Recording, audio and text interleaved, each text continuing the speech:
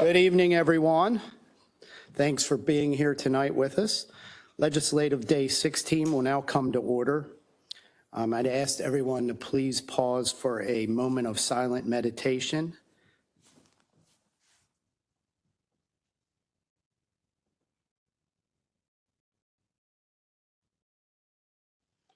Okay, thank you. Could I have Councilman Crandall lead us in the Pledge of Allegiance to the flag? Sure. Thank you, Mr. Chair.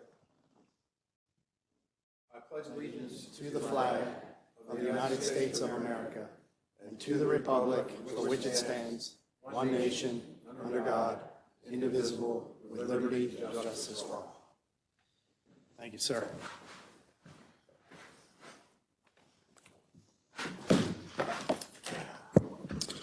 Okay, is there a motion to approve the journal for the meeting of September 15th, 2025? So moved. Second. Second, all in favor? Aye. Aye. The journal is approved. Next, we have enrollment of bills. Bill 5125 was passed by the council, signed by the executive, and it's hereby enrolled. Also enrolled is Bill 5425, which was returned unsigned by the county executive, and Bill 5525, which was also passed by the council. Mr. Secretary, now will you now read all bills for introduction? Certainly, Mr. Chairman. We have 5 bills for introduction this evening. First is Bill 6825, Current Expense Budget Rural Public Transportation. Bill 6925, Current Expense Budget 5304 Transportation Development Plan. Bill 70-25, Current Expense Budget Specialized Transportation Services. Bill 71-25, sponsored by Chairman Ertel, Open Space Fee in Lieu. And Bill 72-25, sponsored by Councilman Marks, Zoning Regulations, Restaurants in the Honeygo Area, Hours of Operation. Thank you, Mr. Secretary. We will now move on to final reading and vote of bills. Mr. Secretary, first item, please. First is Bill 52-25, sponsored by Council Members Patoka and Marks, Historical and Architectural Preservation, Issuance of Demolition Permit. Okay. Councilman Patoka, did you want to? Thank you, Mr. Chair. So this bill will will help to prevent. Nothing is 100% foolproof, but this will help to prevent the demolition of Baltimore County's history, buildings that represent Baltimore County history. An example is the Choate House on Liberty Road was demolished. Another one is, well, there's others throughout Baltimore County history. And so this puts another check into it so that we will prevent the loss of historical structures in Baltimore County. I want to thank Councilman Marks for co-sponsoring it. Councilman Marks, any comments? Yes. Councilman Ertel, it's been a pleasure working with you on this. We've had a lot of discussion over the past 3 months about historic preservation. This is an important bill. The fact that there's an automatic review by the County Council of a proposed historic property, I think, is a great assurance to communities. I think this goes along very well with some of the other bills we're going to consider tonight. Okay, thank you, Councilman Marks. And I believe there's some amendments to this bill. Mr. Secretary, did you want to read the amendments? Yes, Mr. Chairman. There is an amendment offered by Councilman Patoka. What the amendment would do is it would strike certain language in the bill and add some language to the bill. And what those changes would do would essentially do 2 things. The bill now would require council action on a preliminary landmark list designation. Currently, the law requires that a structure that is on the preliminary list be forwarded to the county executive for a recommendation, and then the county executive then forwards it to the county council for further action. The council has a public hearing, and then within 90 days is required to place a structure on the final landmarks list or not. If the council does not act within the 90 days, the structure is automatically removed from the list and is no longer protected by the preliminary landmark status. What this amendment would do is require that once it does get to the county council and the council has its required public hearing, the council must, within that 90-day period, vote to either place a property on the final landmarks list or specifically vote to not place it on the final landmarks list. So there would be action, affirmative action required by the council. And then the second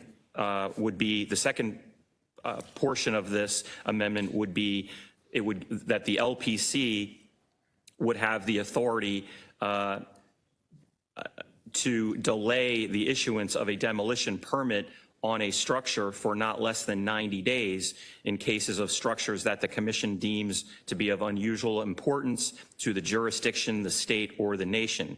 And this language is essentially taken from a section of the state code. It would give essentially the LPC one more opportunity to delay the issuance of a demolition permit to consider the historic importance of a structure that could possibly be slated for demolition. So it kind of is two separate prongs, but it's essentially two additions that would provide a safeguard against a demolition not occurring. Okay. Councilman Patoka. Thank you, Mr. Chair. I know that we have differing opinions on this amendment and on the bill, and it's not perfect. And the things we do here in this governing body as a council, we aren't perfect. Our laws won't be perfect. The things we do won't be perfect. But what we can do as a governing body is to move the needle in the right direction. And I think this forwards it. We had a pretty spirited debate with some of the folks that are in the audience just before the meeting. And, you know, in other areas that we discussed, we're moving the needle in the right direction. It's not perfect. Nothing we do is perfect. I don't know that if we strive for perfection in everything we do, we'll always be disappointed. But we can continuously, at each meeting, with each piece of legislation, is move the needle in the right direction that we're doing the public good. And in this case, in terms of restoring, you know, not demolishing a historic building right in the heart of Randallstown and Liberty Road, if we could have prevented that through this legislation, that would move the needle in the right direction. So, like I said, not everyone is 100% satisfied, but again, this is progress in Baltimore County. Thank you, Mr. Chair. Thank you, Councilman Patoka. So is there a motion to approve the amendment? Motion to approve the amendment. Or a second? Okay, Mr. Secretary, can you please call the roll on the amendment? Mr. Ertel, Aye. Mr. Patoka, Aye. Mr. Catch is absent. Mr. Jones, Aye. Mr. Marks, Aye. Mr. Crandall, Aye. Mr. Young. Okay, First Amendment passed. There's a Second Amendment as well, correct? Yes, there is a second amendment, Mr. Chairman, sponsored by Mr. Chairman. This amendment would grandfather essentially certain structures. The amendment would state that the requirements of the act, that any property where an application for a planned unit development has been filed and a resolution has been adopted prior to the effective date of the act, and any property for which an application for a demolition permit has been filed for a structure on that property prior to the effective date of the act would be exempt from the bill's application. And again, prior to the effective date. Okay. And I had put that in, I mean, it's more standard practice when we have something like this come up that we're not so much grandfathering, but we don't want it applying to projects that are already in the pipeline that have potentially been through scrutiny already, and we're not re-subjecting them to other things. So I'll motion to approve it unless. I'll second. Okay. So Mr. Secretary, please call the roll on that amendment. Mr. Ertel, Aye. Mr. Jones, Aye. Mr. Marks, Aye. Mr. Crandall, Aye. Mr. Young, Aye. Mr. Patoka. Aye. Okay, the amendments, both amendments pass. Is there a motion to, now we had both amendments, right? Yes, sir. There's no other amendments. No, sir. Is there a motion to approve Bill 5225 as amended? Mr. Chair? Yes, Councilman Jones. This is all the amendments? Okay.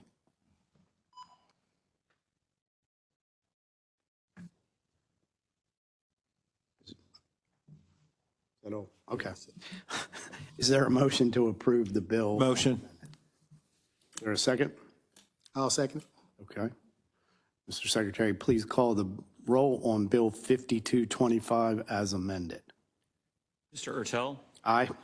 Mr. Marks, Aye. Mr. Crandall, Aye. Mr. Young, Aye. Mr. Patoka, Aye. Mr. Jones. Aye. Okay. The Bill 5225 as amended passes. And we'll move on to the next bill, Mr. Secretary. Yes, next is Bill 53-25, sponsored by Councilman Marks, Maryland Model Floodplain Ordinance Bill 6-24. Thank you. Mr. Chairman, I'm going to withdraw this legislation. I'm not going to automatically put in a new bill. I'm hopeful that we can work with the administration to address this issue. We've discussed this ad nauseum, but we're not quite there for a bill to have final passage. Okay. All right, thank you, Councilman Marks. Next, we have Bill 5625? Yes, sir. Bill 56-25, current expense budget, Maryland opioid restitution funding FY 2026. Okay, and we have Captain Wenzel here. Captain, you're on your way up, so did you want to say, you don't have to read again unless you want to tell us something new, but I think we're glad that you want to speak, but. All right, is there a motion to approve Bill 5625? So move. Second. Okay, Mr. Secretary, please call the roll on Bill 5625. Mr. Ertel, Aye. Mr. Crandall, Aye. Mr. Young, Aye. Mr. Patoka, Aye. Mr. Jones, Aye. Mr. Marks. Aye. Okay, Bill 5625 is passed. Congratulations, Captain Wenzel. And you didn't even have to retestify. It's a very important aspect of what we do. Next up, Bill 5725. Yes, sir. Bill 5725 is a current expense budget bill, cold case testing private grant. Okay, is there any questions or comments from the members on this bill? I'll move it. Okay, I'll second it. Mr. Secretary, please call the roll. Oh, yes, Comment. Councilman Patoka. So I just want to credit the police department, Captain Buckingham, that's here. There he is. I've gone to two cold cases that were resolved in the last 2 weeks, and it's really remarkable. One was actually right around the corner from where I live. So where I lived at the time, it was, if anybody knows where Liberty Road and Liberty Road and Forest Hill, the corner house had an invasion where the owner was killed in 1981. I lived on Forest Garden, which was the next street over, but the detective at the time decided to bag a T-shirt when we had no DNA technology at the time, but it was preserved for 44 years. And so 2 weeks ago, it was resolved, and the daughter, who is now grown, that saw her father killed, had some closure. So it's really remarkable. Thank you, Captain Buckingham, and your colleagues on the police department. And then we had another one resolved last week from, I think, 1994. So it really, just seeing, we see this stuff on TV, and it's it's intriguing, but when you see people in our county experience it and finally have closure on something that was so tragic to their families, and I think this is going to happen more and more as we're able to preserve evidence from decades ago, and also that, and now we're able to test. So this is really progress for the Baltimore County Police Department and for the citizens of Baltimore County. Thank you, Captain Buckingham, and to your colleagues at the police department. Mr. Chair? Councilman Jones. No, I was just saying it speaks to the long arm of the law. So justice will catch up with you sooner or later. Thank you. Thank you, Councilman Jones. Okay, is there a motion to approve Bill 57? It's already been motioned and Oh, seconded, sir. okay, yeah, call the roll, I'm sorry. I will do that. Yes, sir, thanks. Mr. Ertel, Aye. Mr. Young, Aye. Mr. Patoka, Aye. Mr. Jones, Aye. Mr. Marks, Aye. Mr. Crandall. Aye. Okay, next up, we have Bill 5825. Yes, Bill 5825 is also current expense budget, AIDS case management. Okay, are there any questions or comments from the members on Bill 5825? Is there a motion to approve? So move. I'll second it. Mr. Secretary, please call the roll on Bill 5825. Mr. Ertel, Aye. Mr. Patoka, Aye. Mr. Jones, Aye. Mr. Marks, Aye. Mr. Crandall, Aye. Mr. Young. Aye. Okay, Bill 5825 passes. Congratulations, Director Richardson. Mr. Chair? Yes, Councilman Jones. Yeah, I guess wanted to just mention to our audience, for some that this may be their first time being here, we've had a couple of hearings on these things already.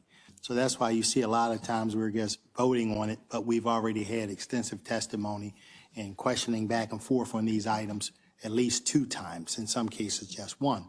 But that's why we're just voting and you don't hear a lot of discussion on some of the bills. Thank you, Mr. Chair.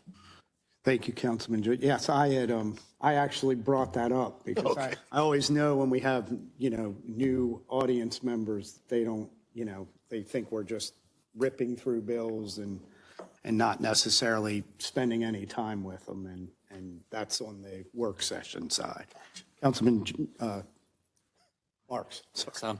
I wanted to thank Mr. Richardson for something that he participated in last weekend outside of work. There were about 35 volunteers who helped clean debris from the Dowden Chapel in Fullerton.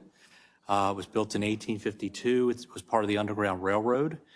Senator Carl Jackson and I collaborated on this project, but he was there. We had members of the Parkville High School NAACP, the Baltimore County NAACP, Boy Scout Troop 732, and the Lake Roland Nature Center. Were very helpful. So, and my aide Bradley Lang was there as well. So I just want to thank you, Mr. Richardson, for all your help. That was a great project. Yeah. Thank you, Councilman Marks. Okay, next up, we have Bill 5925. Mr. Secretary, did you want to introduce this one? And I know it has amendments as well, but or Councilman Patoka, did you? Bill 5925 is sponsored by Councilman Patoka, zoning regulations, exceptions to the residential transition areas. Yes, this pertains to a property on Sudbrook Road, I think, rather than Lane.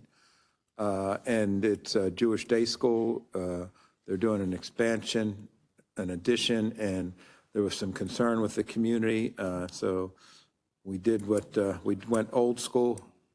We said, everybody get in one room, figure this out, come out with a solution.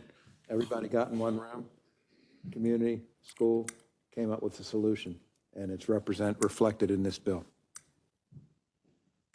It's a good thing. There's some amendments. There is. Mr. Secretary, did you want to address those? Yes, sir. There's one amendment offered by Councilman Patoka. The bill itself deals with exceptions to the residential transition area. There are a number of exceptions already in county law, in the regulations, and there is also an existing exception that this bill covers. which is an addition to an existing church or other building for religious worship.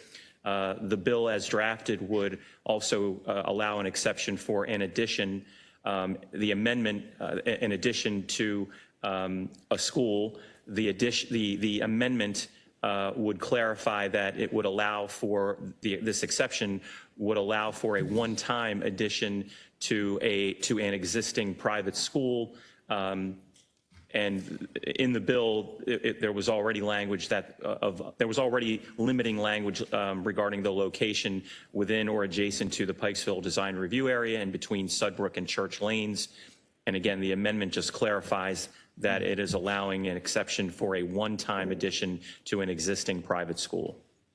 So, Mr. Secretary, thank you for clarifying it. Sudbrook Lane, not Sudbrook Road. Oh, yes, Sudbrook Road, right? Or no, Well, there's lane and a road, and I couldn't remember which one it was on. it's Lane. Okay, Yes, sir. thank you.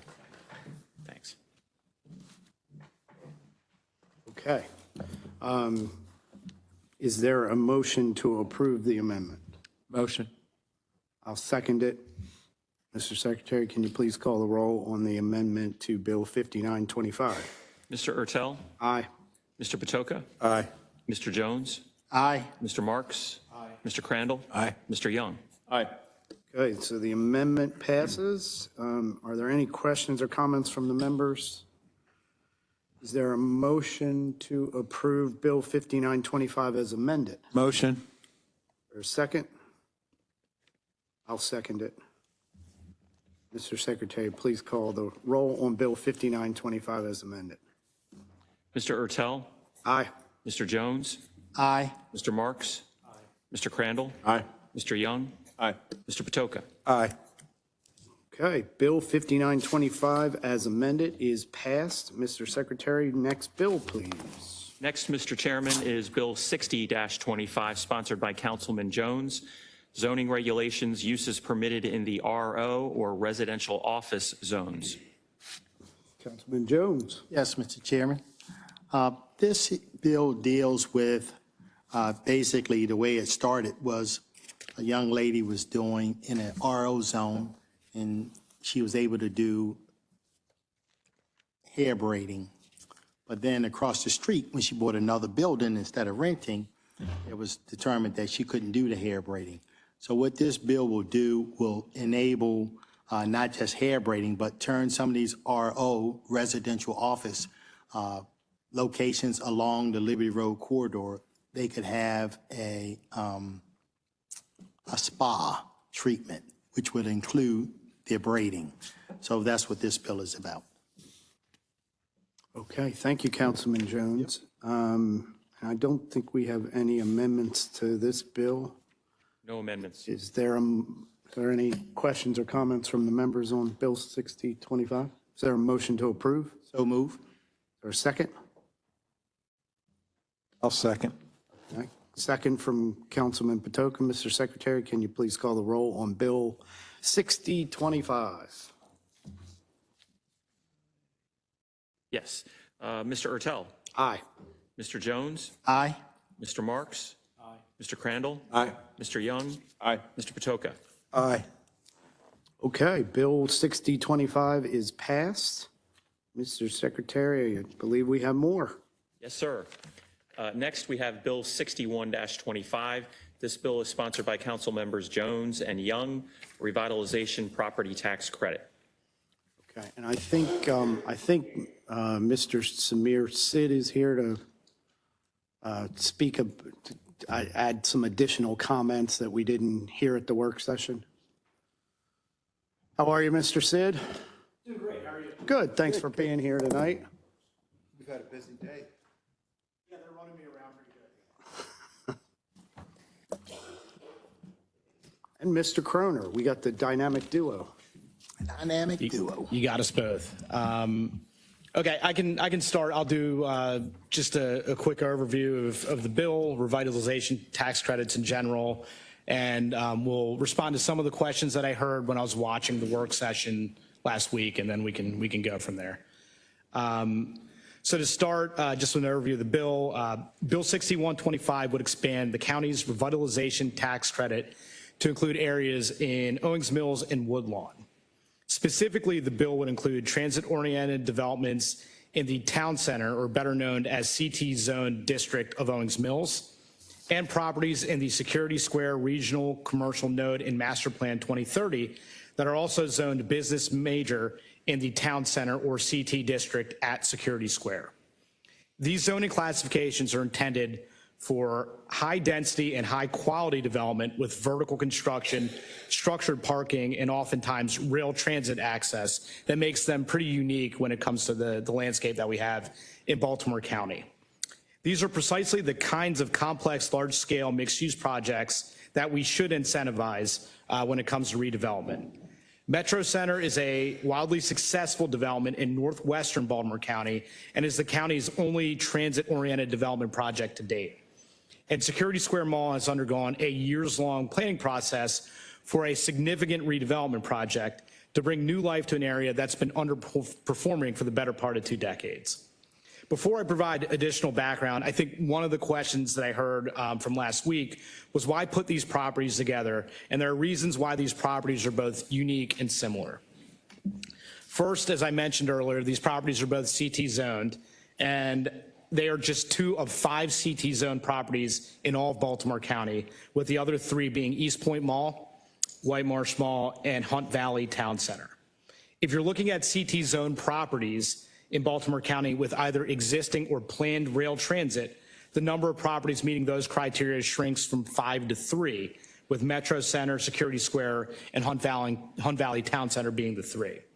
Second, these properties are just much larger developments compared to what we typically incentivize with a revitalization tax credit, with Metro Center at over 200 acres and Security Square at just under 90.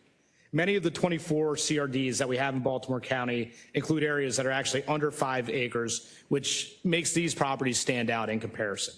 The only real difference that I see here between the 2 sites is the phase of development, which they are certainly at different phases. But if Security Square is successful, it would potentially look a whole lot like Metro Center in 10 to 15 years. Now, in Baltimore County, historically, the tool that's been used to spur redevelopment is the revitalization property tax credit, which is available in all 24 of our commercial revitalization districts. Just within the past year, for example, the council has passed legislation to create 2 new CRDs in White Marsh and in Middle River. Those expansions made White Marsh Mall and the Middle River Depot eligible for the revitalization tax credit. Under this program, the property owner continues paying taxes on the base value of a property, but they receive a tax credit for improvements. For a minimum of $50,000 worth of improvements, the tax credit is 5 years. If the improvements exceed $10 million, the tax credit extends to 10 years. And this credit goes to a mix of residential, commercial, and mixed-use developments. However, as I mentioned earlier, most of the recipients are under 5 acres, and in stark contrast, these 2 sites, Metro Center is over 200 and Security is at 88. If you look at what neighboring jurisdictions do, they would typically use tax increment financing to attract premier developers and investors to projects like this.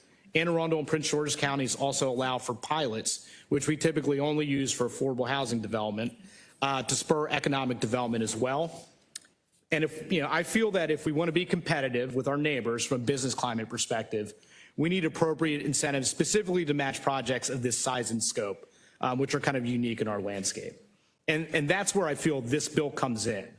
Under the proposed legislation in section 11-2-202K3, these areas would be eligible for a 30-year tax credit if they include a 10% affordable housing set aside at 60% of the area median income for 30 years. Additionally, there's a 20-year credit for qualified improvements exceeding $10 million. While these are greater than the existing tax credit durations of 5 and 10 years, these areas are going to attract significantly more investment than we typically see in CRDs.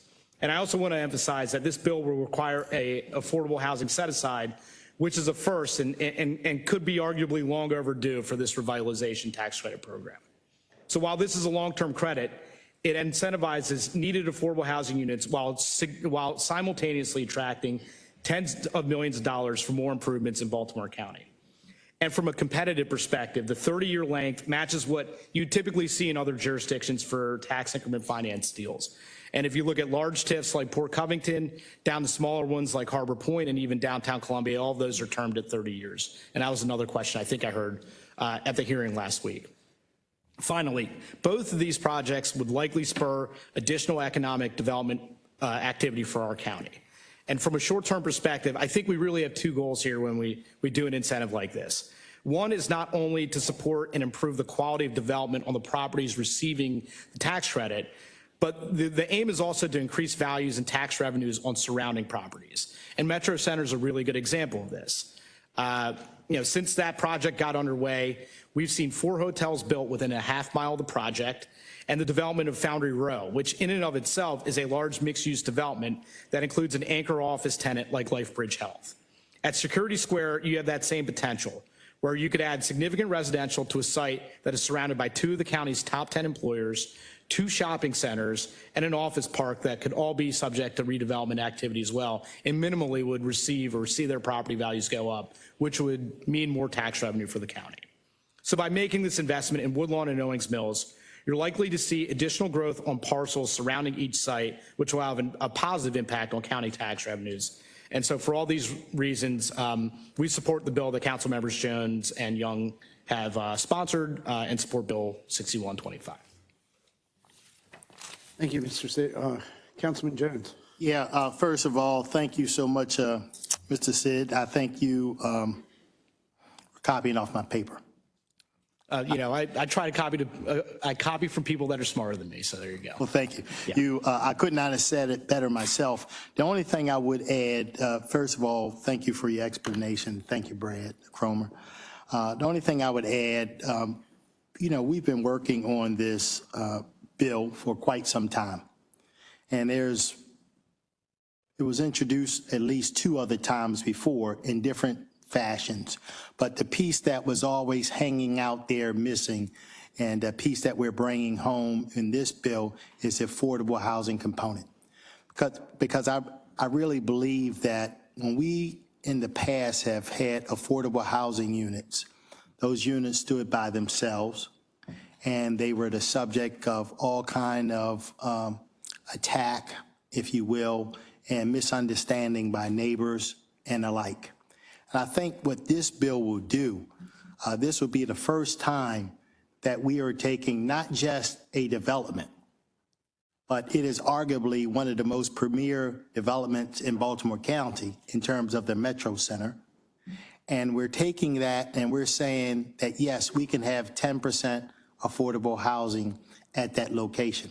Mm-hmm. And the developer is okay with it. And I think that this will tell other developers across Baltimore County that it's okay to do this. Now, I know that there's always controversy over how much, 10%, 20%, 15%, but I think 10% is a very good start. And more importantly, it says that, yes, we can have this at a premier location, therefore we can have it anywhere in Baltimore County. So I think that's important. And I can't help but just mention that for those that may not understand some of these issues in terms of these tax credits, they don't happen unless the development moves forward. So it's not like we're giving away money because we're incentivizing something to happen that may or may not happen without the incentives. Right. And if you look at the Metro Center alone, you're talking about a hotel that's generating $1 million a year in income to Baltimore County in terms of tax revenue. And for every person that lives in one of those apartments, talking about hundreds of apartments, they're all paying property taxes. And this revenue enables us to provide the services that the citizens want and need: schools, roads, public safety, and the like. So I guess wanted to add a couple of those items there because I think it's very important. And to your credit, or to your point, when these things happen, it's like priming a pump because other people will want to be in those locations. And that's how you get things like Floor and Decor around the corner. That's how you get a lot of other businesses moving into those areas. So thank you very much. Appreciate that. Councilman Young? Thank you, Mr. Chairman. And thanks to the administration for your clarifications and the letter that you all sent to the council. I know that there was a robust discussion at the last work session, and also want to encourage and thank the members of the council. I think there is an amendment that'll come up after this discussion too.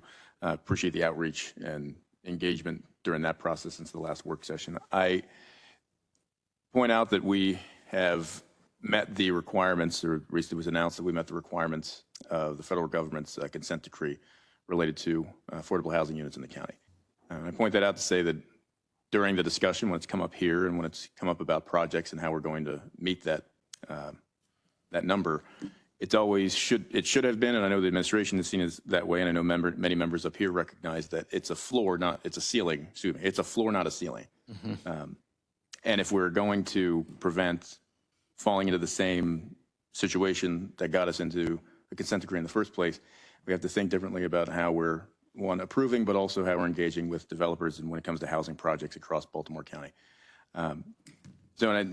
Councilman Jones astutely brought up the fact that the biggest difference here, and I would say even probably the reason why his previous legislation has not moved, is because the question of how do we, as a county and a legislature, balance incentivizing development that brings benefit to an entire community and an entire region, but also how is there a benefit back to the county as well, the people that live there, and also to the county if there's been a request to utilize some of the tools we have available to us. And you pointed out also in your letter the size and scope of both projects and how the tools that we have available to us right now generally are in place to assist much smaller projects. And then even in your math showing how looking at $5 million investments versus $10 million investments, 5-year tax incentives versus 10 years, that adding that together to both of these projects or even to the Security Square Mall project, the tools we have available weren't set up for that type of size and scope of a project. I say that all to say that I appreciate the work that you all put into to answer some of the questions because they were poignant and needed to the discussion, and also ties back to the same discussion that I think all of us have.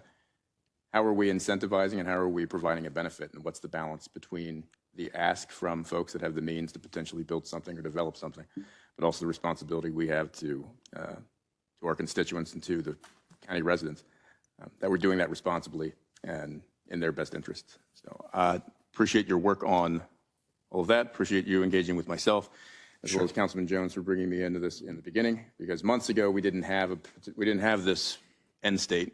Wasn't sure how we would get there, but it was through discussion and all of us discussing how this could potentially work for the most amount of people that we've come to this final state, that now we have an incentive that doesn't exist anywhere else in the county related to affordable housing and holding developers accountable with having a set aside tied to their development. So appreciate it. Thank you, Mr. Chairman, and also happy to answer your questions throughout with the other members.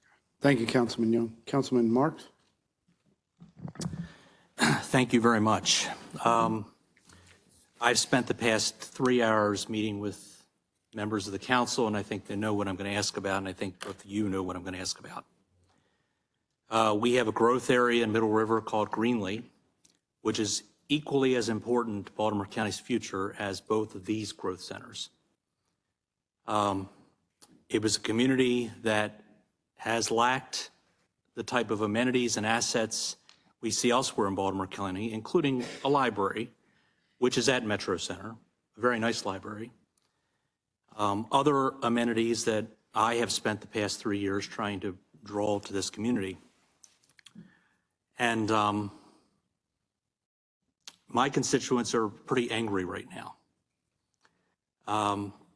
So on the very same day that this administration endorsed Bill 6125, the interim county executive said that she was opposing the continuation of negotiations on the Middle River Library based on, quote, avoiding lengthy and sizable financial commitments that could force future county executives to raise taxes after I leave office. So my first question is, how does this deal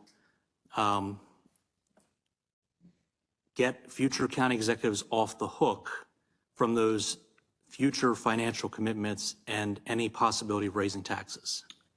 Sure. So with this bill, we're talking about foregoing tax revenue that we are not currently realizing. With the Middle River Library, we're talking about contractually obligated lease payments and employee salary obligations that we are legally required to pay. So I do think that comparing those two things is comparing apples and oranges, frankly. And then, second, as related to this bill, these tax credits, they would be issued because we ultimately have an opportunity to realize a positive return on investment. And I talked about the benefit to the surrounding areas, and Metro Center is a really good example of that. While a tax credit might apply and you might be taking a hit on tax revenue on a point parcel that's receiving the credit, that area surrounding it, that's where you see the real benefit from a positive perspective on county revenues. And so, is Foundry Row the project that it is if there's no Metro Center? I don't think so. Are there 4 hotels within a half mile of the Metro Center project if there's no Metro Center? I don't think so.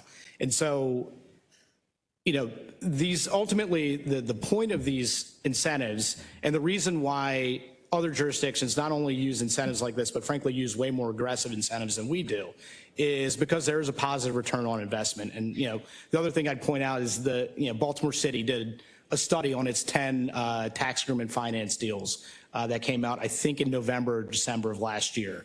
And that study found a positive impact in the aggregate from those tax agreement finance deals. And so, the point is to not only revitalize a point parcel, but because there is a financial benefit to the jurisdiction as well.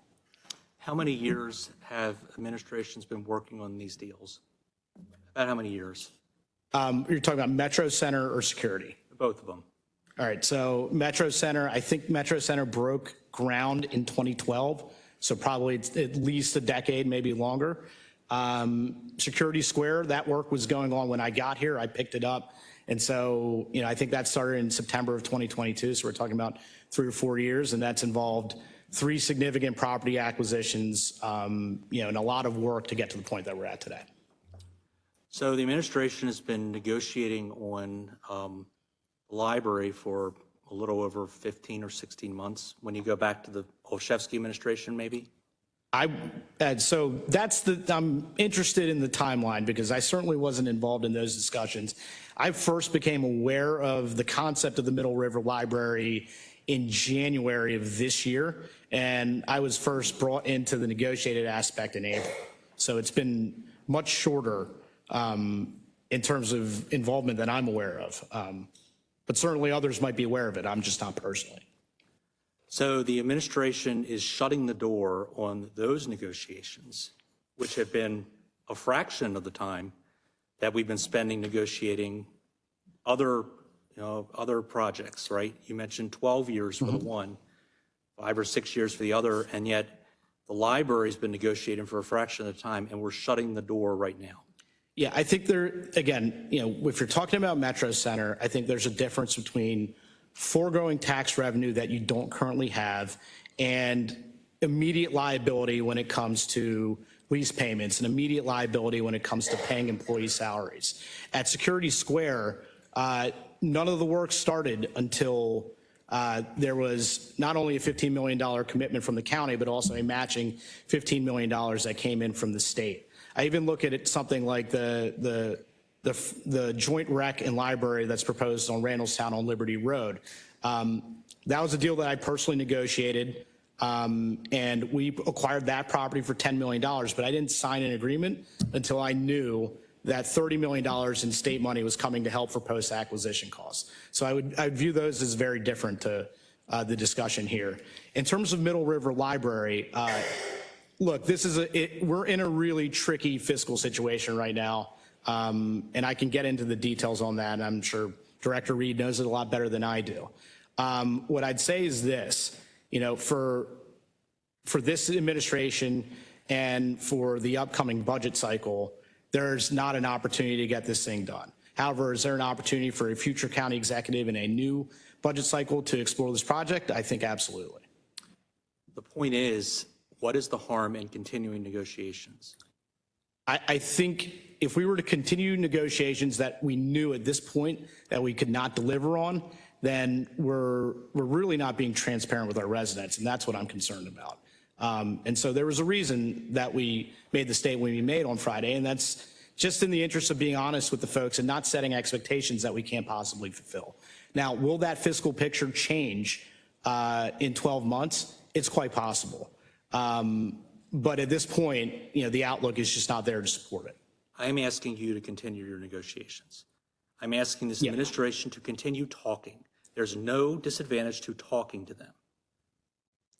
Okay, I understand that feedback. I think that's a conversation you need to have with the county executive, though. Well, let's talk about the county executive, and let's talk about Friday, okay? Because, and I'm sorry we're deviating from this bill, but it's either now or after the session. And I think it's important.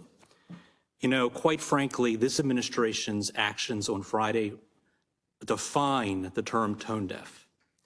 You had a groundbreaking ceremony for the Woodlawn Library, which I supported and which the council members from the West Side had every right to be at and be proud of that milestone. You had a marching band, and then within 48 hours, you put out a statement shutting the door on the Middle River Library. Talk about tone deafness. Is someone in the administration want to defend that? Sure. The Woodlawn Library had been in a capital queue for at least 5 years and worked its way up through a chain. As I mentioned earlier, I personally didn't hear about the proposal at Middle River until January. So, we're in October now? So we're talking about less than 10 months. As you know, and we see this with the school system too, projects work their way up. It takes time to do. And that's been consistent with other library projects that we've seen, including Woodlawn. Guys just can't just admit it. It was a tone deaf announcement. It was terrible timing. And that's part of the reason why my constituents are so angry. I'm sorry I'm asking you, Mr. Sig, because we've worked very well together, and I actually think very highly of you. I'd ask the county administrative officer, but she's not here. It's tone deaf. I'm sorry, you can't excuse your way out of this. It was a terrible timing. I found out about this because Mr. Kroner, doing his job, called me, and you contacted Josh Sines. I did. Mr. Sines found out before me, by the way. And a single phone call from the county executive would have been appreciated. So I think I made my point on that. I'll just bring up two other issues. First, White Marsh. I'm not going to be coming to this council with any sort of similar arrangement for White Marsh. That was brought up in a banner article today by a political candidate. I don't see that happening. And the other thing I'll make is that when the little community halls throughout eastern Baltimore County want to come to us for property tax credits or property tax help, the West Twin Rivers Community Hall or the VFW, whatever, I hope we consider them just like we're considering projects on the West Side. I've always supported local courtesy, and I've supported the Woodlawn Library. I supported the Security Square Mall Sears purchased. I am really angry about Middle River Library, and I hope this administration reevaluates how it deals with the council in the future. That's all I'm going to say. Yeah, and I'll respond really quickly. Look, in terms of these two projects, from the administration's perspective, it wouldn't matter if these were on the west side, east side, or the north. It's the size and the scope that I talked about earlier when I was testifying. That's really why we're incentivizing these two projects. And to your point, look, we've worked together. I've known you for a long time, of course, council member. We've worked together closely. I know at the beginning of this year, we closed on a deal to acquire 85 acres at CP Crane for $10 million. That will require at least an additional $10 million, if not more, to develop that site. So that is, an investment that we've made in your district. And, I think there's this narrative out there that we're picking favorites when it comes to districts and jurisdictions. And I don't think that's the case. It's certainly not the case from my perspective. I know 12 months ago, we cut a ribbon on the Nottingham Middle School. It's the first new middle school that's been built in Baltimore County in something like 18 to 20 years. And that was a $116 million investment. So, you know, I appreciate your point. I'm always happy to work with you, just like any of your other colleagues up there. But, you know, I just have to speak against, you know, the perception that we're picking and choosing geographies, because I don't think it's borne out by the facts. In politics, perception is reality. And when you time an announcement like this, it really rubs salt in the wound. Last thing I'm going to say, Kevin Kamenetz and Don Mueller and John Olszewski would have picked up the phone and called me. That's all I'm going to say. Okay. Mr. Chair. Councilman Jones. Real fast, I guess I know you were talking a lot and about the differences, and I guess want to make it clear, because I think it's worth saying that in the Metro Center, the county pays $1 for that community college and the library per year. Piece of property that same size that the hotel is sitting on, worth probably somewhere in the neighborhood of $5 million easy. But the county pays $1 for the library and the community college. That's right. I guess want to put that out there. Thank you, Councilman Jones. Mr. Sid, I had a question. And then, Sure. so as far as the tax incentive specifically to security, Yeah. my thought with security in particular, because it's such a big property and because of where it is, and I believe that we're going to be able to do a lot of things there. We'll probably build a town center, build housing. My question was if a big, it doesn't matter what portion of the property, but let's say half the property goes to a home builder who is building individual homes, townhomes, 4x4s, whatever it is, right? Yep. But they're home ownership opportunities.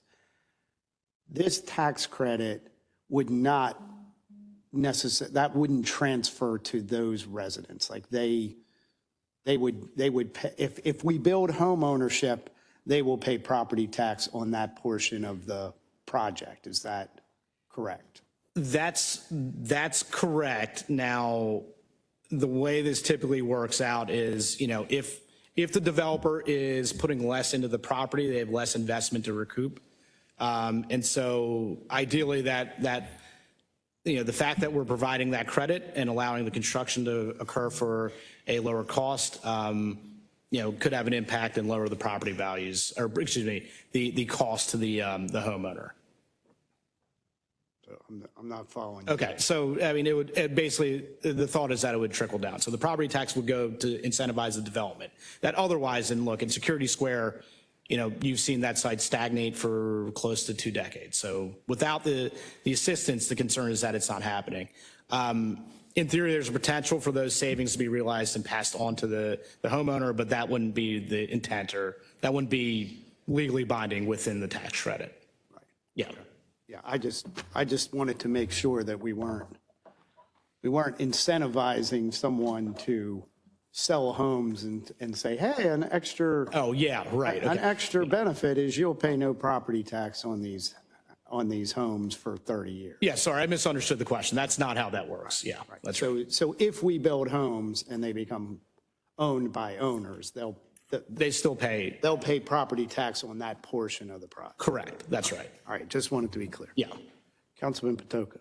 Thank you, Mr. Chair. I just have a quick comment, / question related to Councilman Mark's list of organizations that might need relief or incentives as it relates to their property tax. So if anybody from the administration is taking notes on the list that Councilman Marks presented, I would add to that list volunteer fire companies who are being taxed on property that they own. And so like to add them to the list of those that might get relief on property tax, considering the value to what these volunteer organizations have on our community, public safety at its core. Noted. Okay, thank you. Thank you, Councilman Patoka. Councilman Crandall? Yep, thank you, Mr. Chair. So the council, I can't remember, Mr. Chairman, if you had recognized the two sororities that are here with us this evening upon opening remarks. You may have, I can't remember. I did not. But I wanted to, you know, as we're dealing with this particular bill, the conversation that we had, ladies, maybe wasn't as far-reaching as if we had more time and some of my colleagues didn't go on for too long as they're wont to do. But you know, just in the spirit of the conversation that we were having, what we're considering now shows you how complex things can be. So we're talking about a policy issue, and it's a policy decision. Do we give these two particular properties in different phases of development, do we give them the tax incentive that I didn't know until 4 days ago that the administration actually even supported it? Because you guys, frankly, you haven't been anywhere. We've had 2 work sessions on this bill. No one has testified in favor of this bill until I asked questions last Tuesday, and Mr. Croner came up and tried to clarify something. And you're aware of an amendment that I have that helps clarify some of this language. But you can understand the competing issues from a policy standpoint that as legislators we have to deal with. So you have Councilman Marks doing as he always does. He advocates for his constituency. His constituency is upset. They feel that they were not listened to on a capital project that they would like to see happen. Meanwhile, in the 7th district where I represent, we already have a brand new library in Essex on the books. Not funded yet. I don't know where Mr. Reed and the county executive are going to come down on how we get that done, but we've gone through planning and design. I want a new high school and middle school at Sparrows Point. But the county's priorities, due to different factors beyond my control, the county's priorities are to get Delaney, Towson, and Lansdowne done before we get Sparrows Point done. These are policy decisions that we have to make. And I will say that I appreciate every single one of my colleagues for spending a lot of time on the phone with me in the past 4 or 5 days, as well as the administration, our county auditor, and our attorneys for getting some of my questions answered and getting me to a point where I'm probably going to have to vote for this bill because I understand what my colleagues on the west side are trying to accomplish. Same things that I've been trying to accomplish on the east side. But I think from a pure standpoint of representing our districts, we're all fighting for the same piece of the pie, every capital budget. We advocate as best we can. We do the best we can. But I don't know if any one of us in our times in office are ever going to get everything that we want when we want it. Life just doesn't work that way. And the county obviously can't work that way.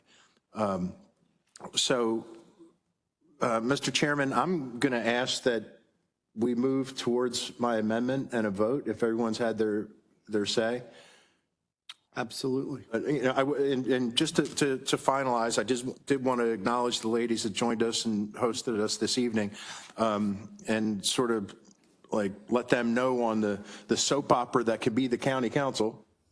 You've experienced some of it tonight. But, you know, I will say with respect to this bill, until the last week, we've had 2 work sessions on this bill. And until the last 4 or 5 days, when questions were asked at the last work session, because the council, admittedly, we were distracted with another huge hot button issue, the bill did not get the scrutiny that it was supposed to, and it raised questions that probably could have been answered if we got an executive summary or some sort of testimony before we got to this evening. before we got to last Tuesday. I don't think that this was necessarily handled in the best way, but, so I just, if Mr. Chairman, Thank you, at your Councilman discretion, Crandall. can we move forward with the amendment if we're all done pontificating? Except, I do want to, because you were correct, I was remiss in welcoming the ladies from Alpha Kappa Alpha who are in the house tonight, and we had a nice little reception before. That's why we were a little late, because it's hard to keep everything in the time frame, but we are very happy to have you here tonight, and I know I told you it was going to be a short meeting, so we'll try to make it shorter and get you up here. So thank you again for being here. So with that, unless others have comments or questions, Mr. Secretary, did you want to read the amendment? Certainly, Mr. Chairman. The amendment is related to the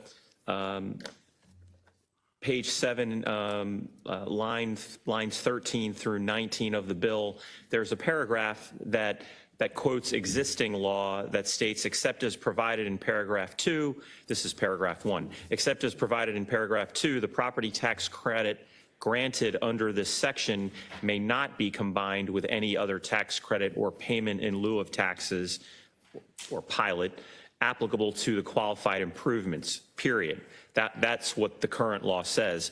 What the bill does is adds the sentence after qualified improvements so that it would say, except as provided in paragraph 2, the property tax credit granted under this section may not be combined with any other tax credit or payment in lieu of taxes applicable to the improvements or tax increment financing, or TIF, unless the administrator certifies that the qualified improvements are not necessary to secure payment of any debt funded by the applicable tax increment revenues on the basis of the most recent reassessment of such improvements. This is really a technical amendment, and all it does is clarify that the statement regarding tax increment financing, the unless that comes after that the unless applies to tax increment financing. So it would say that unless the tax increment finance, if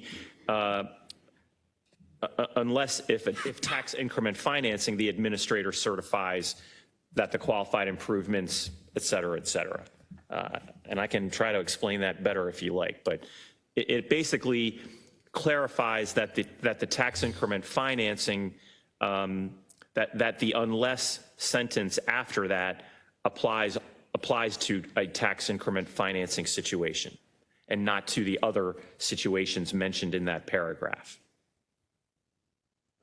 Councilman Crandall. So, Mr. Chairman, I realize that's a bit to take in, but I was just seeking, after my questions on Tuesday at our work session, I was just seeking clarification on double dipping and making sure that the bill was clear as possible. And if you remember my line of questioning last week, it was, well, wait, what the bill is saying and what the fiscal note is saying is not completely matching up. There are some inconsistencies with that, and I think the amendment goes away to clarifying that inconsistency. Okay. Councilman Young. Thank you, Mr. Chairman. Just wanted to thank Councilman Crandall for the conversation on it. And just like him on the phone, you made your position clear at the work session, but also in your intent of the language, your amendment makes the bill better, and there's nothing wrong with that. So appreciate your effort on it, and thank you for including us in it. Well, and thank you for your conversation late last week, Councilman. Okay. Any other questions, or is there a motion to approve the amendment? I'll move the amendment. Second. Okay. Mr. Secretary, can you please call the roll on the amendment to Bill 6125? Mr. Ertel? Aye. Mr. Crandall? Aye. Mr. Young? Aye. Mr. Patoka? Aye. Mr. Jones? Aye. Mr. Marks? Aye. Okay, the amendment passes. Are there any questions or comments from the members on the bill as amended? Councilman Young? No? Okay. Is there a motion to approve Bill 6125 as amended? Move the bill as amended. I'll second. Okay. Mr. Secretary, please call the roll. Mr. Ertel, Aye. Mr. Young, Aye. Mr. Patoka, Aye. Mr. Jones, Aye. Mr. Marks, Aye. Mr. Crandall. Aye. Okay, Bill 6125 as amended is passed. Mr. Secretary, please, next bill, please. Next is Bill 62-25. This bill is sponsored by Councilman Catch, zoning regulations, hookah and vapor lounges, on-site security personnel. Did you, I know we've talked about this, and I think there's an amendment as well to this. Yes, sir, Mr. Did you Chairman. wanna- Did you want to read the amendment? Yes. The bill as drafted requires that hookah and vapor lounges provide an appropriate number of security personnel to be present during all hours of operation in order to maintain the health, safety, and welfare of the persons on the premises. The amendment that is offered, and let me just, right. The first amendment is offered by Councilman Catch, and this amendment would clarify what the term appropriate would be. And in doing so, it would strike appropriate number of and substitute licensed security guards. And the calculation would be as follows. The establishment would be required to have a minimum of 2 security guards, regardless of the size of the establishment. And in addition, the number of security guards provided would be based on a ratio of 1 security guard for every 50 persons multiplied by the maximum number of persons permitted under the fire prevention code, and also rounded up to the next whole number. Essentially, if a place could hold 150 people, then that establishment would be required to have 3 security guards. If it had 175 people, it would be required to have 4, because that would be rounding up to the nearest whole number. So that's what the amendment from Mr. Catch would do. Okay. It would quantify it better than just having the word appropriate. Yes, Councilman Patoka. Yes, so I have never been to a hookah lounge. Maybe one of my staff members could help me with this. Yeah, I'm looking at you, Zena. Okay. But I don't know if they hold 20 people, 100 people, 150. I'm looking at you guys. I think it depends on Depends on the size. yeah, it's the, But I mean, Some are smaller. Mega hookahs? some are bigger, some are smaller, yeah. But would there be a 500 hookah? I had one that was not that big, and they were putting 200 people in it. So that would require 4 security guards if it, Correct. but would that be the capacity or how many people were actually in it? It would be based on the capacity. So in your estimation, Mr. Chair, when 200, I think I know the hookah lounge you're talking about, It probably needed 4 security people. but if the capacity were, let's just say hypothetically, at 100, but there were 200 in there, it would just have 2 security guards. I'm just trying to get an idea of scale because I don't know. Yep. Okay, thank you. And Mr. Secretary, sorry, Mr. Chair, capacity is determined by the fire marshal? Yes, sir. Right, okay. And I should also add that we did have a discussion with the police department and the Office of Government Affairs, and this was reached in consultation. This formula, if you will, was reached in consultation with the administration. Okay. Is there a motion, because we have more than. Yes, we have 3? 2 other amendments. All right, so we're going to vote on this, so. Yes, sir. Is there a motion to approve this amendment? I'll motion it in Wade's absence. I'll second it. Okay, Mr. Secretary, please call the roll on the amendment to Bill 6225. Mr. Ertel, Aye. Mr. Marks, Aye. Mr. Crandall, Aye. Mr. Young, Aye. Mr. Patoka, Aye. Mr. Jones. Aye. Okay, that amendment passes. There's a second one. Yes. read that one? The next amendment is a clarification, in a sense, of the amendment you just passed related to the level of security. This amendment is offered by Councilman Jones, and it would strike the sentence that would require security during all hours of operation, and would specify that the required security would be on any day the lounge is open, and would also be from 7 p.m. until midnight specifically. So the number and everything in Mr.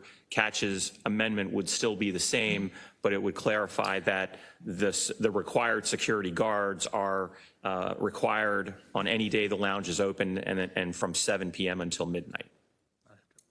Mr. Chair? Yeah, Councilman Jones, sorry. Yes, listen, I don't smoke hookah. I don't smoke cigarettes. I don't smoke cigars. I don't even drink alcohol. That said, I do believe that most hookah lounges are operating in good faith and doing a reasonable job. So, I wrestled with the idea that, we do have some bad actors that certainly need security. So I didn't want to just make it so burdensome on the business owners. And thinking about the calls for service, normally when there's issues at hookah lounges and other places, it's happening much later than 7 o'clock at night. So in fact, sometimes these things happen after the business have closed, maybe an hour later. That said, I wanted to try to do what we could in terms of making it focused on when I think the security is actually needed. And I think most of the hookah lounges that I am aware of already have security anyway. So I didn't want to have them have a problem of hiring security if they open up at 1 o'clock in the afternoon, when there's really no problems at 1 o'clock in the afternoon. So that's where that came from. Thank you, Councilman Jones. Sure. Is there a motion to approve the amendment? Oh, question. Councilman Patoka, sorry. So are hookah lounges required to close at midnight? Is that the current law? Yes. Okay. And typically they abide by the law? Is that? Not always. Okay. So to Councilman Jones's amendment, let's say a hookah lounge is operating beyond midnight. Could they just have their security go home? I would, number one, I can't say that. I would hope not, because they're not allowed to be open after 12 o'clock. So they're already in hot water, if you will, if they stay open after midnight. I hate to think that they would do both, stay open and send the security away, just like you're asking for trouble. No doubt. I'm just trying to understand it better. So I guess if they're open beyond midnight, that's a whole different issue. That's a police department issue with a code enforcement officer. Because I've seen this happen where some hookah operators brought my attention to very large fines that they've received for staying open after hours. It also becomes a use permit issue, because they have to get their use permit from PAI, and if they are breaking the regulations and staying open later than they're permitted, that could be grounds for a suspension or revocation of their use permit. Well, let me ask you this, Councilman Jones, as a friendly amendment. So if it's at midnight when the business closes, does it take some time to get the patrons out of the business? And would we want to extend that to maybe 1 o'clock? Time to get the patrons out. Oh, I'm sorry. If you don't mind, give me 1 sec. I was sitting here thinking about it, and I don't know if we want to have anything on the books, and Mr. Boswick, you can correct me. I don't really, it's no harm in me saying they can stay open, they can stay there longer, but I don't know if we want to have anything on the books that implies that somehow we're giving regulations on allowing them to do something we're telling them they can't do. We tell them you can't be open after midnight. I'm not sure we want to say you can have security after you're not supposed to be here. You know what I mean? I don't know. So, Mr. Chairman, if I could. Councilman Young. Thank you, Mr. Chairman. Just from going through this legislation over the last 2 work sessions, applying it to the idea of what do we require of our bars that already have laws in the books. Hookah lounge is relatively new in the sense of being popular around the entire county. I would say that from a bar standpoint, and it's been a while since I worked at a bar, but worked security as well as working at a number of establishments in Baltimore County and Baltimore City. Last call is called 30 minutes before because everyone has to be out by whether it's 1 o'clock or 2 o'clock. My understanding, talking with the hookah lounges that I'm aware of, that folks have to be out by the time that they're supposed to be closed. And a lot of folks end up getting dinged trying to push people out. And as somebody that worked security in another life at this point in my life, would hang around anyway as a staff person with other duties other than just security, where it was just cleaning. But that wasn't required. It was just because you're a member of the staff and you stuck around to help clear everything out while you were pushing folks out. So part of the responsibility of security folks was to get them out and everyone out by the deadline. At that point, it was 1 o'clock. And I would imagine this is the same thing where folks are getting dinged for people still being in, even though they're closed. And this has been part of their fight. They were trying to push folks out, or folks are trying to pay their tab, but they didn't announce beforehand. So there's still folks there past 12 o'clock that then they will end up getting cited for because they still have patrons inside.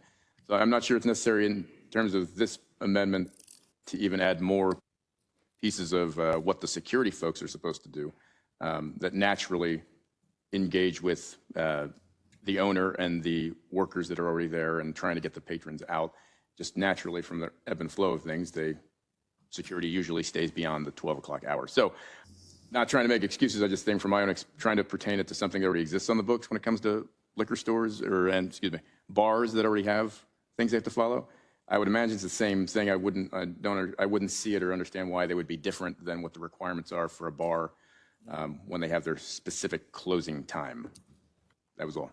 But if we put in Councilman Catch's bill amendment, it's not stipulated as what time the security can go home. But in Councilman Jones's amendment, it does stipulate what time security can go home. Well, I mean, you have to read it again, and I'd have to hear it again. I think it was tying the time to when the hookah lounge closed. So they would be required to have security from 7 p.m. until 12 p.m., which is the time that it's supposed to close, which is, correct? Having a necessary stipulation that they must stay beyond 12, I don't see what the purpose would be because they're supposed to be closed at 12. Sorry, Mr. Chairman, it looked like Councilman Crandall had a question or comment. Councilman Crandall. Yeah, so, Mr. Chairman, none of us patronize a hookah lounge.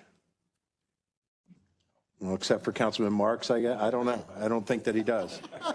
I've seen He has him. other things on his plate. Councilman Marks is there all the time. I kind of feel like with Councilman Jones's amendment that we're attempting to legislate something that we don't have any clue on. I think we need more information. I don't know if I need more evidence. I don't know if it makes sense that hookah lounges don't have security from when they open until 7 p.m. I don't know if midnight is the right cutoff. I don't want to dismiss your amendment just out of hand, but I just don't think that we have the right evidence to be making a call and to legislate businesses that we don't know anything about. Well, Well, I shouldn't say anything. We know enough, but we don't know the amount of calls for service. Does anybody have that information? How many calls for service to different hookah lounges throughout Baltimore County do we know that have a problem from 1 p.m. to 7 p.m. or from 7 p.m. to midnight or after midnight? I think there's anecdotal evidence in each of our districts, But do we really have the evidence at hand to be making a law? Well, let me just say this. I tried to be reasonable with the time limit because it is my understanding, and I wish we had the police here that could be more specific, but the calls for service occur normally late in the night. We just passed an amendment that said that they were going to have security, 1 per 50, a minimum of 2, up to the square footage or the number of capacity based on what the fire department said. So we said that, and we all voted for that. So then what I wanted to do was just to say, well, you know, like you, I don't frequent hookah lounges, and I know anecdotally there are some that are good actors and some that are, you know, have more issues with the police than others. Yeah. So I guess did not want to burden the owner, having heard from some of the owners that, you know, there's nothing happening if they open up at 3 o'clock in the afternoon. Sometimes they only have one person that might, or 2 people may come in, and the crowd sort of builds up towards the end of the night. So that's when I came up with the idea of having security after 7, as opposed to 1 o'clock in the afternoon. Councilman, I'm not disputing your reasoning. And again, I don't want to dismiss your amendment just out of hand. Councilman Catch's amendment was a bit different, though, because that was based on metrics that the police department have advised us on and said that a certain amount of security folks are appropriate for a certain amount of capacity that a lounge would have. I just find your amendment to be just a bit more arbitrary. Not that it's not well thought out. I understand your reasoning. I just don't know that we have the information to take an informed vote on it. Well, I mean, I guess the point I'm making is we just, first of all, the bill said you have to have adequate security. So the amendment that was put forth went after the word adequate because. Added more specificity. Right, because who will determine what's adequate? And whether it's the police, whether it's the property owner. So they came up with some specificity on the word adequate, to take that out and say this is what's adequate. But what my bill will do is to say you can have that adequate amount, that specific amount after 7 p.m. and not say 1 o'clock in the afternoon or 3 o'clock in the afternoon. Because oftentimes these places are open earlier, but they have very little people in there. And they don't have problems at 1 o'clock in the afternoon. They don't have problems at 3 o'clock in the afternoon. Normally the problems occur at night, closer to closing time, or sometimes in the parking lot 2 hours after. In Randallstown, the person was shot 3 hours after the place had closed. This is back 15 years ago, but nonetheless, the place was closed. Okay. Where do we go from here, gentlemen? Want to take a vote? Is there a motion to approve? Is I'll move it. there a second? Second. Okay. Mr. Secretary, please call the roll on the amendment. Mr. Ertel, Aye. Mr. Young, Aye. Mr. Patoka, Nay. Mr. Jones, Aye. Mr. Marks, No. Mr. Crandall. No. 3-3. It fails due to a tie. Okay. Mr. Chair, Yes, could I offer an explanation to my vote? absolutely.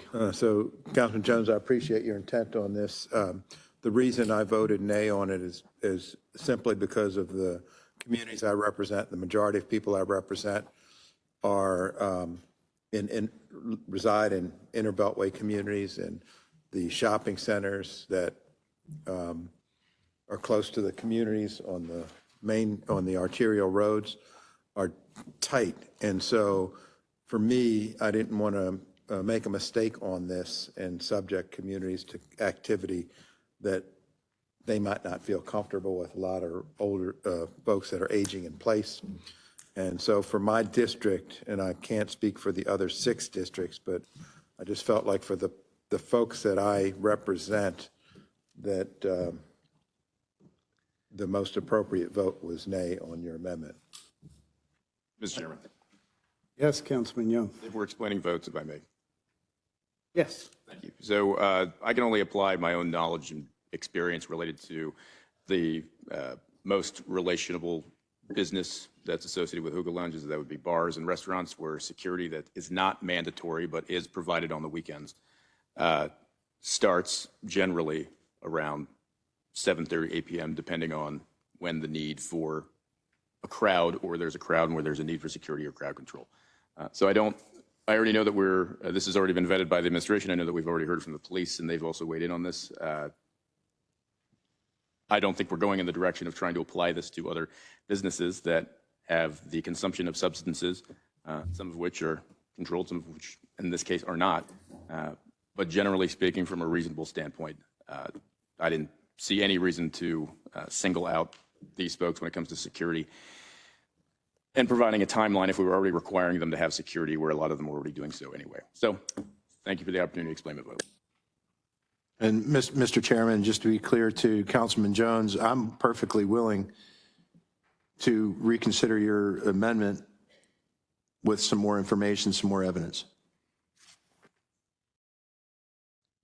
Okay, well, I appreciate that. Listen, I'm going to say it again. I don't smoke hookah. I don't go there. But I know that people who start a business and they're out to make money and they're providing a service to citizens who do smoke hookah, I just did not want to burden them with unnecessary regulation, having them open at 1 or 2 o'clock in the afternoon and having them be required to have 2 security officers sitting there from 1 o'clock to closing time when there may be no one in the establishment, or maybe 1 or 2 people. So then what that'll do is cause them to have to cut their hours, because it may not be worth having security sitting there if you only have 2 or 3 people in the establishment. I was just trying to be reasonable to the property owners and the business owners that are in this establishment or that are in this type of business. That's all I was trying to do. I think most police, and I'm sorry we don't have anyone here to say it, will say that, you know, any incidents and troubles they have occur after a certain hour, closer to midnight or 11:30 or whenever. And that's one of the reasons why the bill was, that's one of the reasons why we required them to close at 12 o'clock in the first place. It used to be that these establishments would be open until, 2 o'clock, 3 o'clock in the morning. And a time was put on them at 12 o'clock. That was done by our council prior to me getting here. So that's all I wanted to do, and we can look at it and, come up and fix it again another time if that's the case. Okay. Next amendment, Mr. Secretary. Yes, sir, Mr. Chairman. The next amendment is related to the 200-foot setback. As you may recall, in Bill 9924, which set forth the regulatory, the regulations related to hookah lounges, the bill stated, and the current regulation now states, that a hookah lounge or vapor lounge shall be located at least 200 feet from any residential property as measured from the closest point of the premises to the property, to the residential property line. The amendment being offered this evening by Chairman Ertel would state that the requirements of that setback enacted in Bill 9924 would not apply or shall not apply to a hookah or vapor lounge if such hookah or vapor lounge was in operation at its current location prior to the effective date of Bill 9924. So essentially, if you were already at your location prior to that bill's effective date, you would not be required to meet that 200-foot setback if you don't. And just real quick, that, I don't think I was aware when we passed the original bill that, well, I know I was aware that but I was under the impression originally we were going to grandfather the current hookah lounges, that we weren't necessarily, because if they've bought the property in particular, it could be a problem that they suddenly would have to leave. We were also under the impression that it might be used selectively to kind of deal with bad actors, and it's not being used that way. We're just telling operators that they can't continue their permits at that location. The other thing to this is prior to having the last bill, we did not have any teeth in dealing with the operator if there were continual problems. So now that we have that, I don't know that we really need the 200-foot limit. There will be a 200-foot limit on all new hookah lounges, but current would, and I think some of the current ones that we have, the ones I know of have not been a problem, so that's a good thing. So that's why I offered that amendment at this point, because we've gotten a few different requests to address that in some manner. Mr. Chair. Yes. I agree with you, and one of the things when we first passed the bill the first time. I'm sorry, you were a co-sponsor as well, Yes, Mr. Jones. thank you. I know when we passed the bill the first time, I thought that the businesses that were in existence at that time, they would become what we call non-conforming, but they would still be able to stay open. But it is my understanding, and you can explain it, when we had the conversation about this amendment, this particular case, in many cases that would have been the case. But in this particular case, for reasons I don't know, I can't recall, that is not the case. So those businesses that find themselves within 200 feet, they would have had 1 year to find a new location or shut down. And to me, the reason I support the amendment is because, once again, I can't say it enough, I don't smoke hookah, but I respect people who do, and I respect business owners who operate within the law and providing a service and a product that is legal. So that's why I support the amendment. Okay. Any other questions, comments from the members on this amendment? I'll motion to approve it. I'll second it. Mr. Secretary, can you please call the roll? Yes, sir. Mr. Ertel, Aye. Mr. Jones, Aye. Mr. Marks, Aye. Mr. Crandall, Aye. Mr. Young, Aye. Mr. Patoka. Aye. Okay, that amendment passes. I think that's it. Yes. Is there a motion, is there any more discussion or a motion to approve Bill 6225 as amended? So moved. Mr. Chair, Yes. I would just, I'm just going to ask one more consideration of the bill that was, of my amendment that was voted down, because, we try not to put an undue burden on business owners who are providing a legal product and a legal service. So we can pull the records and do it later on, or we can change the votes down. So that's it. If there's anybody who want to change their mind, this is the time. If not, we'll just keep going. Councilman Jones, are you willing to have a friendly amendment to make it 1 p.m. or 1 hour after close? How about 7 to close? 1 a.m. 7 to close might be better. How about close? 7 to close may be better. I think that, I would like 7 to close better than, say, 7 to 1 or 7 or whatever, because I don't think we should be, and Mr. Boswick can explain it better than I'm not sure we should be saying anything that you can do or should do after a time then we already told you you should be closed. Could provide some confusion, but 7 to close is reasonable. I think 1 hour after close is reasonable, because I think there's people who do hang around despite the best intentions of owners. I think that's a reasonable compromise. 7 to close? Would also, 1 hour. 7 to 1 hour. 1 hour after close. I think a lot of them do have security Yeah. till then anyway. I'm sure. As Councilman Young alluded, often they're, because they've got to clear people out of the parking lot, often the staff goes out with security as well afterwards, because they might have money on them, that kind of tips. I think 7 to close would be reasonable, because if you throw 1 o'clock and they do a good job of clearing people out at 12, and we'll be right back to causing the property owner to pay for security to sit around and do nothing. what is the amendment? What is the amendment?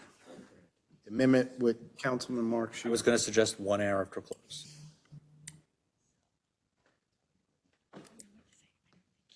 That's probably what they do anyway. You don't have to. listen, I'm okay with it. I think it's better than nothing. I think it's a good 1 hour after close. Mr. Boswick, can you read back how that would look?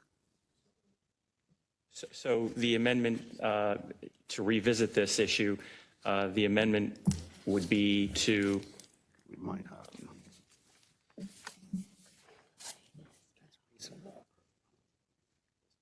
no. Unless you'd like to get up on the dais. Yeah. 1 hour after close. Okay, thank you.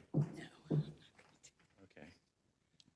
The amendment would be for licensed security guards to be present on any day the lounge is open from 7 p.m. until 1 hour after close. I will make that, I'll offer that amendment. First of all, do we have to suspend the rules? I think we should. Yes, sir. Yes, okay, so Let me explain to the audience what this means. Yeah, oh, I might, yes, sorry.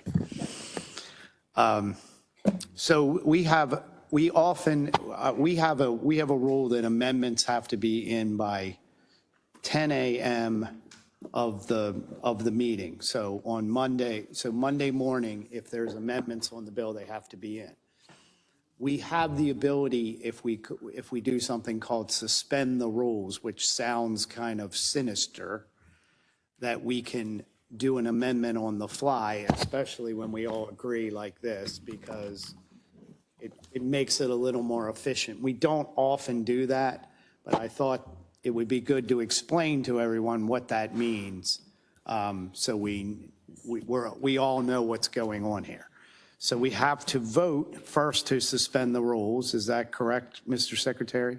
Yes. Okay, so is there a motion to suspend the rules on this? Motion. Second? And a second? All right, Mr. Secretary, call the roll on suspension of the rules. Second was from Councilman Jones. Councilman Patoka was the, Motion. Mr. Ertel? aye. Mr. Patoka? Aye. Mr. Jones? Aye. Mr. Marks? Aye. Mr. Crandall? No. Mr. Young? Aye. So the motion to suspend the rules is passed, Okay, and Mr. Marks is now offering the amendment, correct? Correct, 1 hour after close.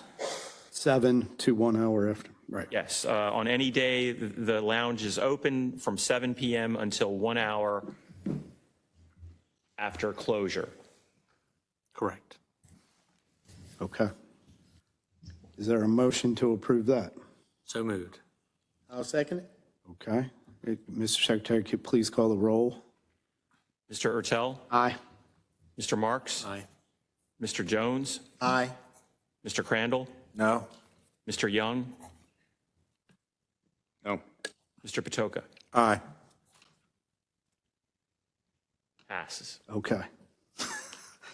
So the amendment, Mr. Chairman, not only did we suspend the rules because we incorporated those rules so that we would not be doing amendments written on the fly, which we've just done. I understand. And I will also remind my colleagues that the bill's sponsor is not here. And we just substantially amended his bill after we voted on it. And then we substantially amended the bill after we already voted on it. So, obviously I was outvoted and this is what you all decided to do. But to my original point, public safety was not aware of this amendment, did not weigh in. Most of us have no idea when a hookah lounge closes or opens.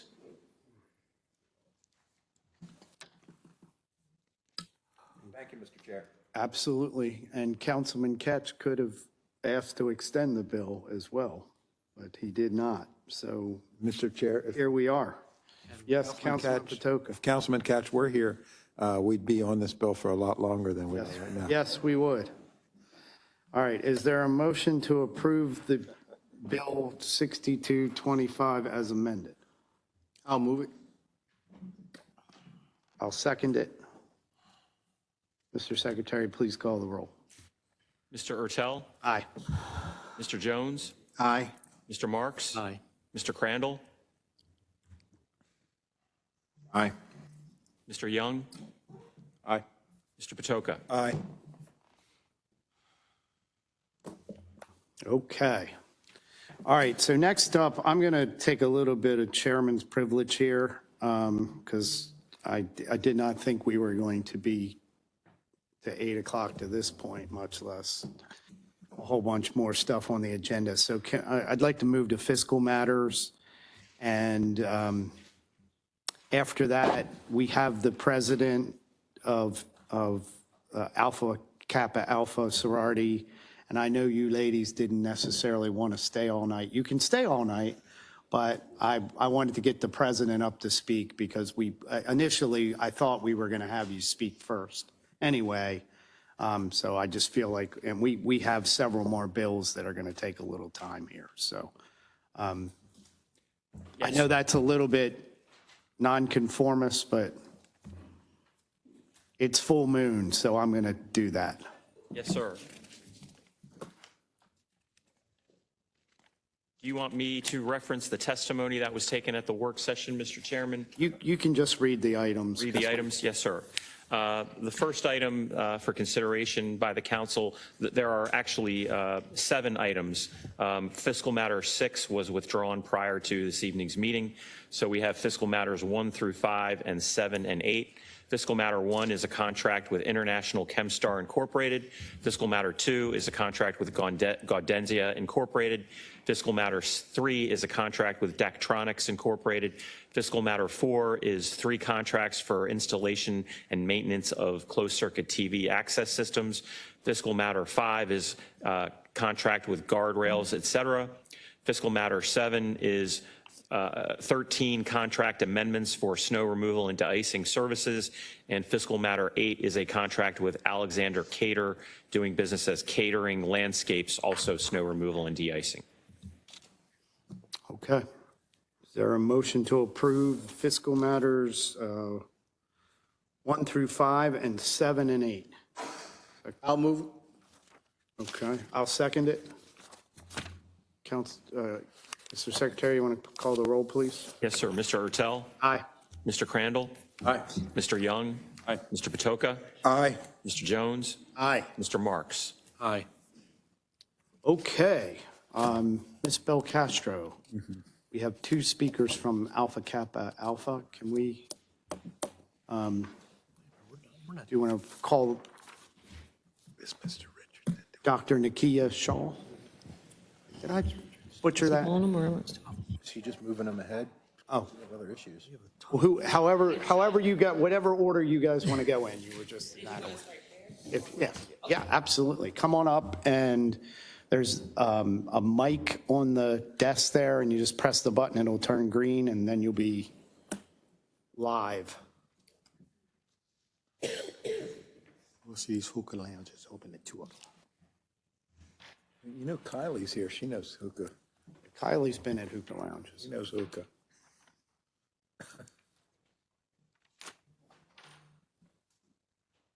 Good evening, ladies. Sorry it's been so long. Good evening. Good evening, Chairman Ertel, members of the Baltimore County Council, and all those in attendance. I'm Dr. Nakia Showell-Bart, a pediatrician and proud president of the Upsilon Epsilon Omega chapter of Alpha Kappa Alpha Sorority Incorporated. On behalf of our more than 240 members, I am honored to be here tonight as we celebrate AKA Day in partnership with our sisters from the Alpha Beta Gamma Omega chapter. For over 31 years, our chapter has been deeply committed to serving the Baltimore County community. Our mission is simple: to uplift and empower others through education, service, and civic engagement. Let me share just a few ways that we have made an impact. The Teen Ivy Academy is one of our mentorship programs for high school girls. It started at Perry Hall High School and has reached students at 5 Baltimore County schools throughout the program's history. We're also especially proud to have celebrated the 11th year of our free prom dress giveaway. Our Precious Pearls Cotillion is a 6-month debutante program for outstanding juniors and seniors, focusing on leadership and scholarship, many from Baltimore County Public Schools. They demonstrate academic excellence and strong character. For middle schoolers, we offer the Youth Leadership Institute, which helps students build confidence and leadership skills through a focus on self-awareness and a growth mindset. At the elementary level, our AKA CHIP, Childhood Hunger Initiative Power Pack program, provides weekend meals and snacks to students in need. So far, we've delivered thousands of food packs to hundreds of students across 5 local elementary schools in the county. And most recently, we conducted high school registration drives at several Baltimore County high schools. We also know how important it is to support students pursuing higher education. That's why we've awarded more than $300,000 in scholarships over the years. This year alone, we provided nearly $60,000 in scholarships, including an annual $2,500 donation to the Community College of Baltimore County. Together with our philanthropic partner, Ladies of Vision Charities Incorporated, we're committed to building strong, supportive communities for our youth and families. Beyond our programs, we're proud to support local businesses throughout the county with events and fundraisers at places like Martin's West, Pikes Theater, and Bordy Vineyards. In closing, the Upsilon Epsilon Omega chapter is proud to be a longstanding partner in Baltimore County. We're here to serve, to lead, and to act to create positive change and impact. A special thank you to Councilman Julian Jones, who has been a continual supporter and partner over the years. We recognize that these are challenging times for our country and our communities, marked by division, uncertainty, and growing needs. But it is in these moments that service and unity and leadership matter most. This is the moment to lead with purpose, inspire with intent, and to act with authority. That's why we invite the council to partner with us in expanding youth mentorship, supporting school-based initiatives, and strengthening scholarship opportunities. We welcome collaboration on voter engagement, food security initiatives, and leadership development programs. Together, we can be a stabilizing force and a source of hope for families across Baltimore County. Again, thank you for all the opportunities that we've had to share our work this evening and to demonstrate our unwavering commitment to service to all mankind. We are excited to cultivate partnerships and collaborations and work alongside the council to promote the well-being of the Baltimore County community. Thank you.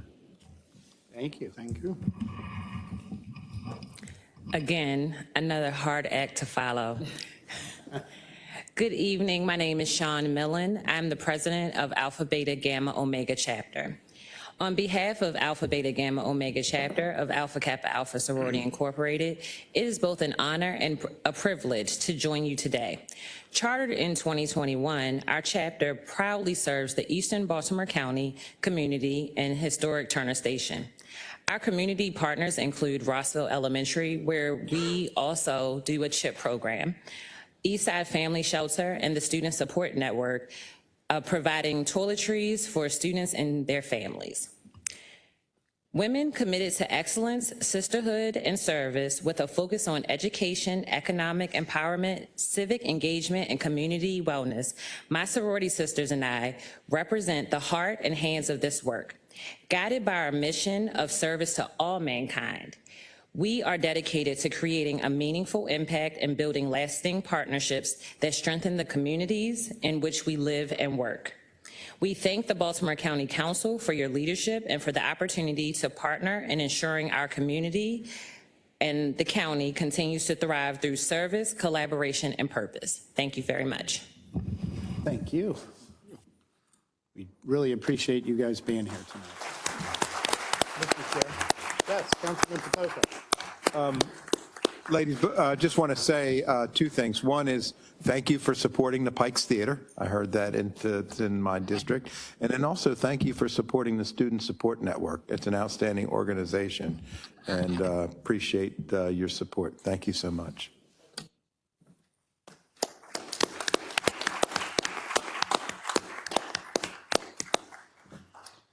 Okay.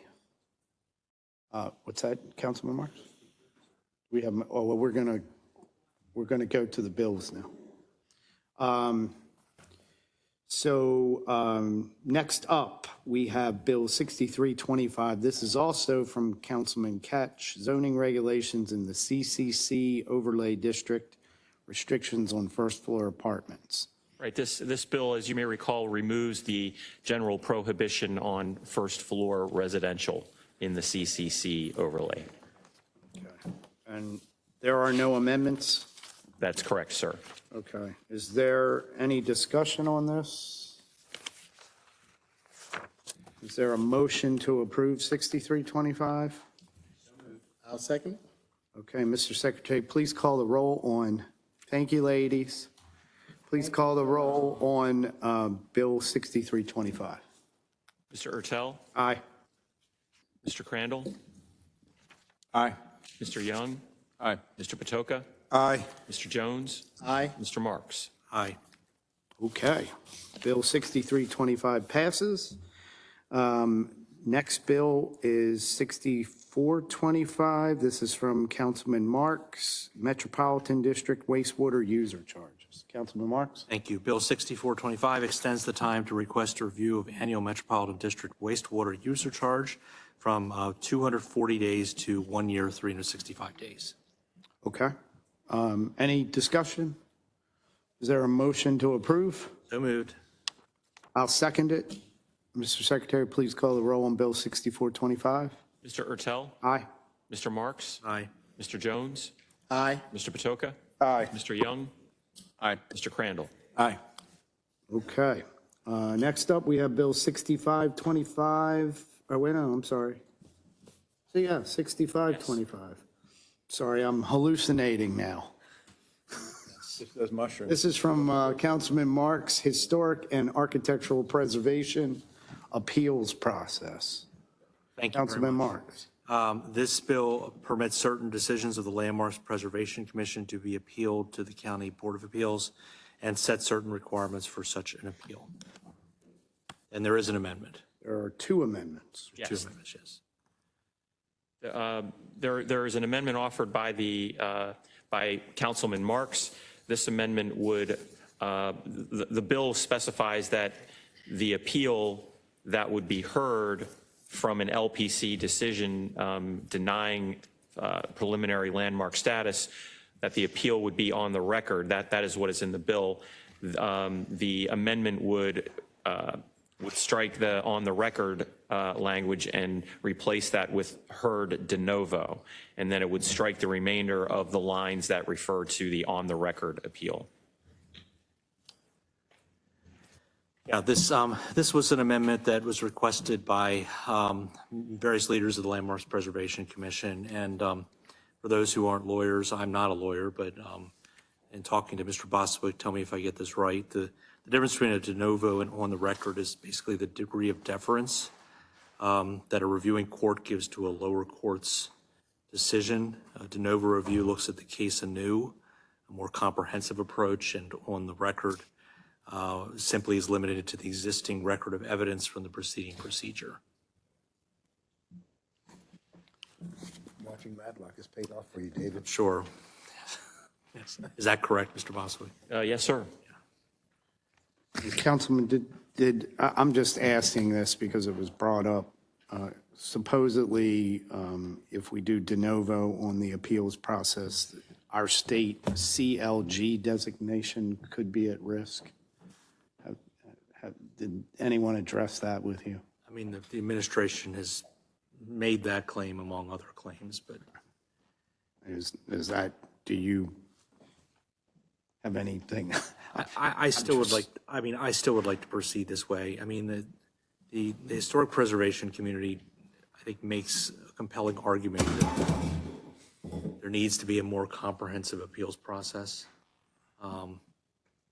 Has Mr. Croner, do you know, has a letter been received from anyone regarding any concerns about this?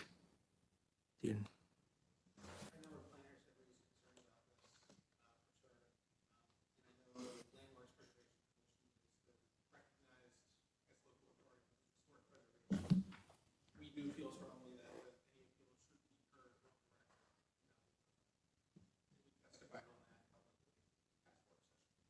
I mean, these discussions about historic preservation have lasted a long time. I'm going to make some concessions specifically regarding the next bill, but I think this is a reasonable thing that we can give the historic preservation community, a more comprehensive review. Mr. Chair, Yes. I guess again, I'm not an attorney neither, but I guess I'm just curious when we say that someone goes through a process and then that process is off the record? No, Record don't matter? my understanding is that de novo hearings allow you to basically begin the process over. So, and we are changing the original bill to allow so that if not only the petitioner who's asking for landmarks, suppose the landmark was turned down, right, against the wishes of a property owner. Under this amendment, the property owner who doesn't want the property listed as a landmark could also appeal. I think we're making some concessions here. Say that again? So it could go either way. Go either way. That's coming later. That's the coming next amendment. I agree, say. So if a property owner will, Oh, that's the next amendment. It's the next amendment. That both sides could appeal. But I guess I'm just confused about the record part, on the record and off the record. Well, it's not really on the record, off the record. An appeal can essentially be one of two ways. It can be what is called de novo, which, as Mr. Marks indicated, it means anew or starting over. And what that is, it's almost like a second bite at the apple. And actually, zoning hearings, appeals from zoning decisions are de novo to the Board of Appeals. In other words, if you go to if you want to put a 20-foot garage on your property and the height is only 15, that's permitted, and you have to seek a variance to do that. If the ALJ grants or denies your variance, parties can appeal that to the Board of Appeals, and that appeal is heard de novo. So when you go to the Board of Appeals for your variance, it's an appeal, but it's really a new hearing. It's just doing it over again, and you're not limited to the record or the evidence that was presented before the ALJ. You can present the same exact evidence, or you can present more evidence or different evidence, and the people on the other side can ask different questions of witnesses, or it could end up going the same, or it could end up being much different up above in the Board of Appeals. That's a de novo appeal. A record appeal, which occurs in other various appeal types, like appeals from development plan hearings, appeals from animal hearing board decisions. I'm trying to think of a couple of more. They are on the record, and what that means is, everything that happens before the ALJ or the animal hearing board, it's all recorded, and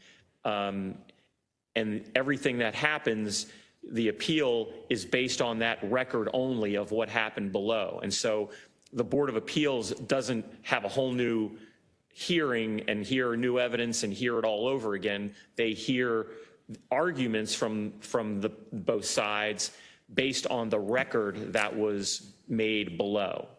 It's more of a traditional appeal. I got you. So in essence, someone can show up, have their sort of hearing. If things don't go their way, they can appeal it, but this time they can get lawyered up. They could. This Yep. time they can say, okay, that didn't go too well. This time we're going to do it much better and spend some money and Right, there really isn't- go hard. Yes, and there's an expense, because if you, whether you appeal and on the record or a de novo, you got to pay to appeal.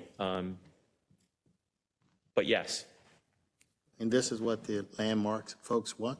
What the landmarks preservation community would like. I think they want the ability to raise new evidence and testimony. That's ultimately the distinction, right, Mr. Boswick? that's the main distinction, is de novo allows you to essentially get a do-over. Whereas on the record, you really are confined to what that record that was made below, in terms of what the Board of Appeals would be able to review. Councilman Patoka. So that would be for like new evidence that might be found after there's already been a hearing? I'm not sure I understand. So the de novo to present new evidence that might have come forward? Yes, you could. Okay.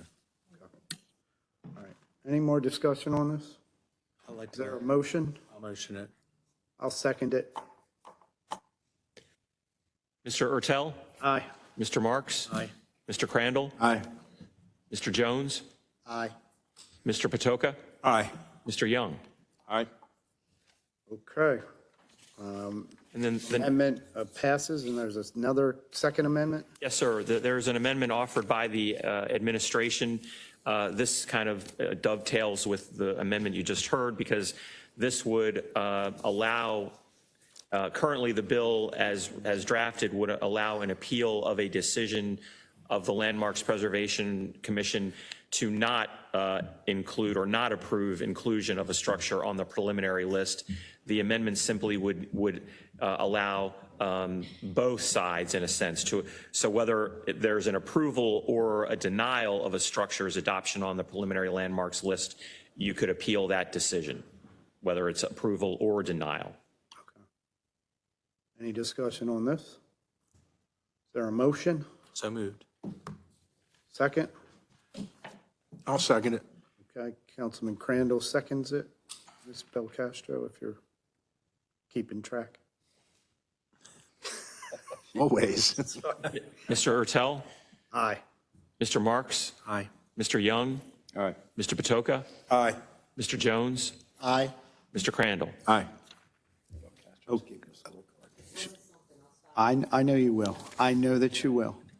All right, so that amendment passes. Both amendments are passed. So now we have Bill 6525 in front of us with the two amendments. Is there any discussion on it? Councilman Young, or you just have your mic on? Okay. Just wanted to make sure. Anyone else? All right, is there a motion to approve? So moved. Second. Okay. And Mr. Secretary, please call the roll on Bill 6525 as amended. Mr. Ertel, Aye. Mr. Marks, Aye. Mr. Patoka, Aye. Mr. Young, Aye. Mr. Crandall, Aye. Mr. Jones. Aye. Okay, Bill 6525 as amended is passed. We'll move on to the next bill, Bill 6625, which is also from Councilman Marks, Landmarks Preservation Commission meetings and hearings. Okay, before we get into this bill, Mr. Croner, do you mind if I ask you a couple questions? Sure, that's fine. While he's going up there, we talked about this bill for two months now. This has to deal with legislating meetings of the Landmarks Preservation Commission. I'll just speak bluntly. I think there's broad consensus among many people that the Landmarks Preservation Commission hearings have not always been friendly to all stakeholders. So, Mr. Croner, what is the administration willing to look at in terms of changes? Right. So over the past number of weeks, and first, thank you for your partnership on this bill and for the continued conversations. Thanks also to Councilman Patoka and Councilman Ertel, who've been part of these conversations over the past couple of months. Over the past number of weeks, we have been reviewing and developing potential revisions already to the rules and processes under which the Landmarks Preservation Commission operates. The administration had actually submitted an amendment for the council to consider too that would eliminate the in-person requirement posed by this bill and instead insert language that would formally request that the Planning Department and the Landmarks Preservation Commission explore the viability of hybrid and in-person meetings. So I think this bill advanced an important conversation about how we can further support collaboration and landmarks preservation, and we're happy to continue to keep the ball moving. Thank you, Mr. Croner.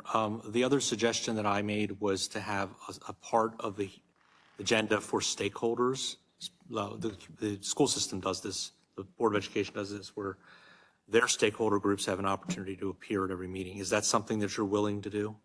I can certainly take that back and bring it up, have a conversation about it, for sure. By which time do you think that these changes could be made? I don't know for sure. I'd have to check with Planning Director Steve Lafferty, but I would give it maybe a couple of months, tops. Okay, so it's October by the end of the year? Possibly. Okay, let's shoot for by the end of the year. My discussions with the historic preservation community is that they would prefer for the bill to be withdrawn rather than to have the amendments that were proposed. So I'm willing to do that, but we're going to move forward, right, toward more transparency, more openness, not cutting off speakers, the things we've talked about. Yes, sir. Okay. Okay, thank you. With that, I'll withdraw the legislation. Thank you, sir. Thank you. All right. You know, Yeah, I'll just say, Councilman. Mr. Chair, Mr. Chair, you can give a lesson on not cutting off speakers. I can. I do, and I do want to thank Are you laughing with me or at me? Mr. Chairman, can I say something more? Yes. Go ahead. I do want to thank Ann Gritchen is here. She's Executive Director of the Preservation Alliance of Baltimore County. And I know there are good people on both sides of this, but they are a wonderful, wonderful stakeholder organization. They do have the county's best interest in mind in terms of preserving historic properties. And I hope that this discussion will move forward productively. So thank you. Thank you, Councilman Marks. Okay, so we've cleared 6625. I think that's all our bills for tonight. Is that correct, Mr. Boswick? We have resolutions and. Yes, I understand.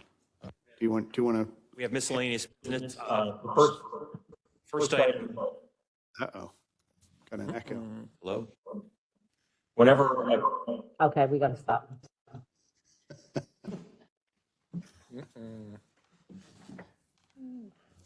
Ozzy's back. Shout it from the mountaintops, Mr. I'm Secretary. having connection problems, and this is what's causing this. I'm sorry, my apologies.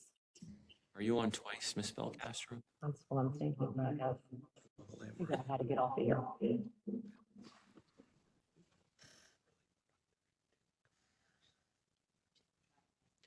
I think it's good. Whenever a contract over $25,000 is awarded by a process other than formal competitive bid, it is required that a copy of the contract be given to the county council and the nature and parties to the contract be announced by the secretary at the next legislative session following award of the contract.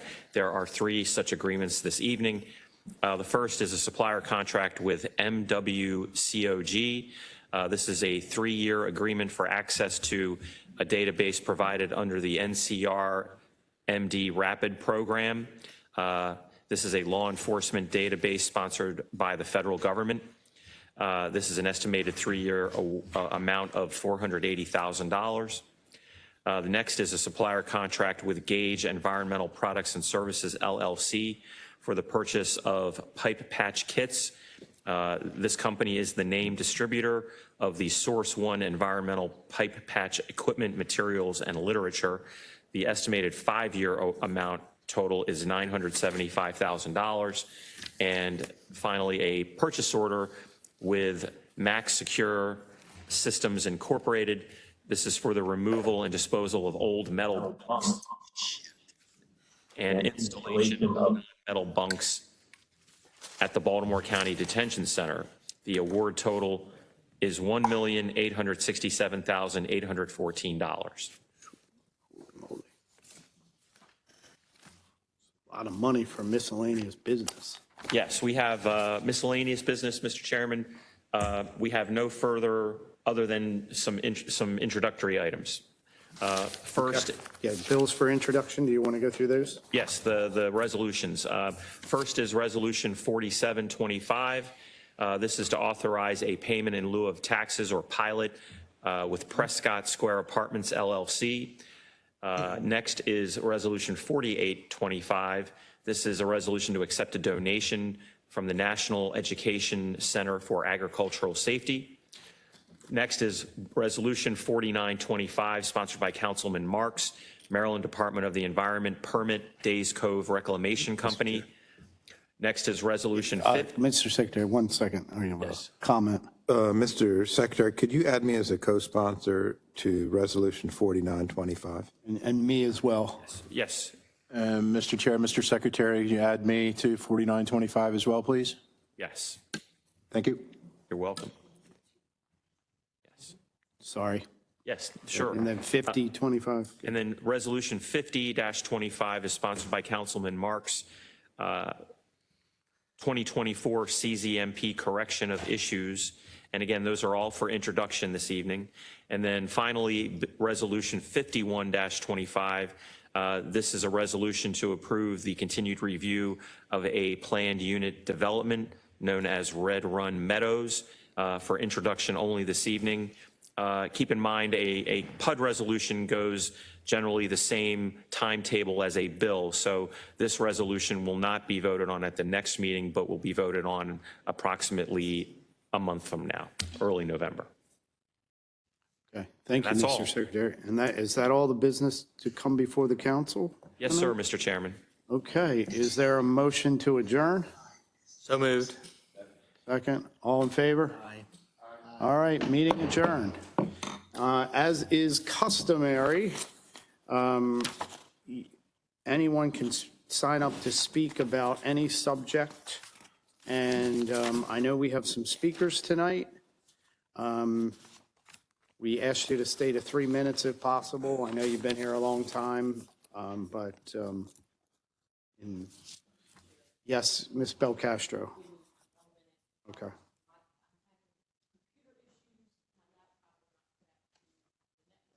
Do we want to call speakers who are in person first while you're, because I think we have, the first up is Mr. Sines, who's in person. Mr. Sines, you want to come on up?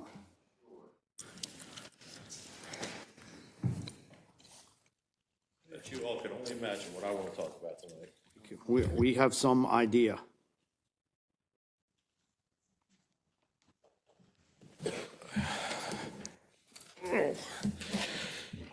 Good evening. Good evening, Mr. Sines. I'd actually like to talk about Essex and Middle River tonight. I'm 45 years old.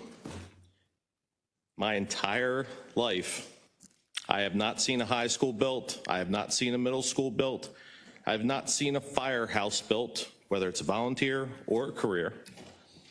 Have not seen a library built in Essex, Middle River. And I'm being gentle with those numbers because most of them are over 50 years. There's a reason why most of us feel like the redheaded stepchild of Baltimore County in Essex and Middle River. It's got a lot to do with just happened Friday here. So I gotta say, I was pretty upset when I got that call, but I was actually irate when I read the press release. And the reason I was so upset about it was pretty obvious that they wanted to pin Essex against Middle River in that situation. Like somehow asking for and advocating for 2 libraries for 150,000 people is a little bit too much. So, you know, we went after this deal with the Greenlee Partners to ask about this library, with Councilman Marks's help. And I can tell you that I would really appreciate any of you actually look at the numbers to this, because I have heard numbers from them from 50 million, 130 million, all over the place. The numbers I've seen of sitting at the table looking at it myself, this was half the cost of a new library. So make no mistake about it, the county executive on Friday said, no, I don't want $20 million to Baltimore County. That's what happened. And it's really sad that we've gotten into a spot where we're actually trying to fight to get private funds to get things that, honestly, this is basic form of government. It really is. But I'm not going to keep beating up on the county executive over this. None of the decisions so far have made any sense to me. I'm not going to ask them to make any sense to me. But the reason I came up here tonight was, more than likely, our next county executive is probably sitting in this room right now. And I would like to hear a commitment that the next county executive will look at this deal. We'll also fight for full funding to the Essex Middle River Library, or I'm sorry, the Essex Library, not the $165,000 that this administration gave it last year, because at that rate, my great-grandkids won't be visiting a library down there. I'd also like to ask, while we're at it, and I'm here asking for everything under the sun, to advocate for the Bowley's Quarters Volunteer Firehouse, to advocate for the Essex Volunteer Firehouse. That's all I have for tonight. Thank you for your time. Thank you, Mr. Sines. Thank you very much, Mr. Sines. Thanks, Josh.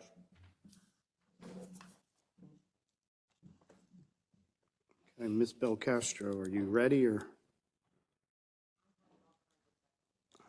We have Mr. Dungara who's in person. Should we let him speak while you're? Call the next person online. I'm having a problem with the timer. Okay. I think I have some gremlins here We don't tonight. go by the timer anyway. What the hey? Our next registered speaker is Mary Klink, who is on virtually. Ms. Klink, when you're ready, you may begin your testimony. Hello? Yes, Ms. Klink, whenever Hi, you're Ms. ready, Klink, you may you're begin on. your testimony. I don't know exactly how to do that. I'll hear you. You can start speaking. You wanted to address the council this evening? Yes, I'm sorry. I didn't That's know I okay. could speak. Okay, I am 73 years old. I live in Middle River. I bought this home in 2020 after my husband passed away during the pandemic. And I moved in here. It's a beautiful home. And I am one of a few retired people that live here. But it's very difficult to get to meet people here because there is not a lot going on here right now. They are building homes and building homes, but the idea of the library was very appealing to me because I could walk there and I could meet people and we could have a sense of community.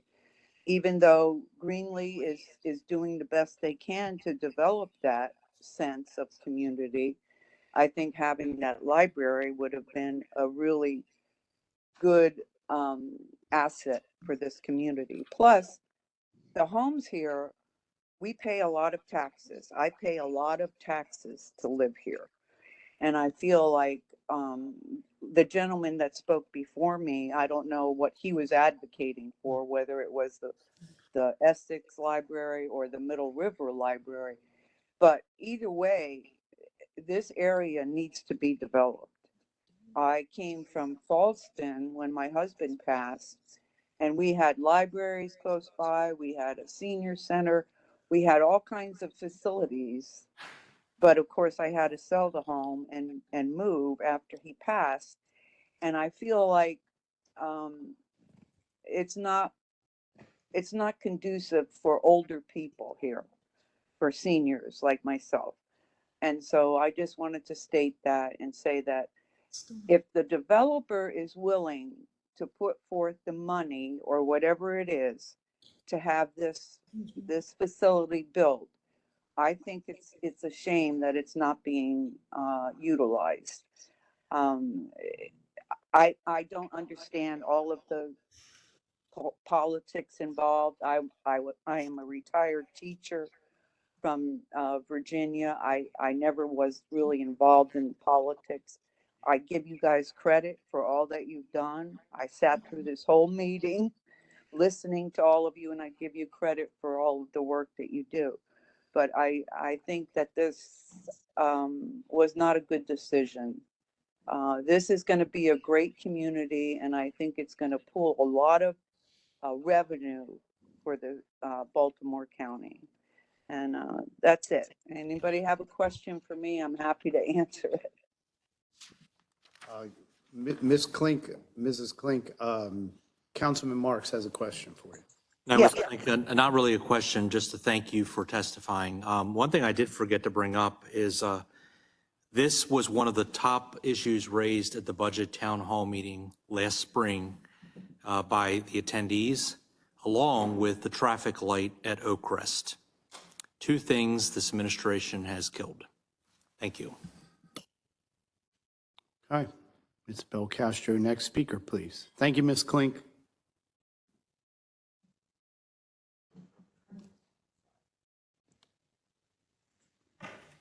Next person's on my phone. Janitus Burnett. Janitus Burnett is our next speaker. Mr. Burnett, whenever you're ready to begin. Yes, I'm here. Janitus Barnett, representing Greenlee and Middle River.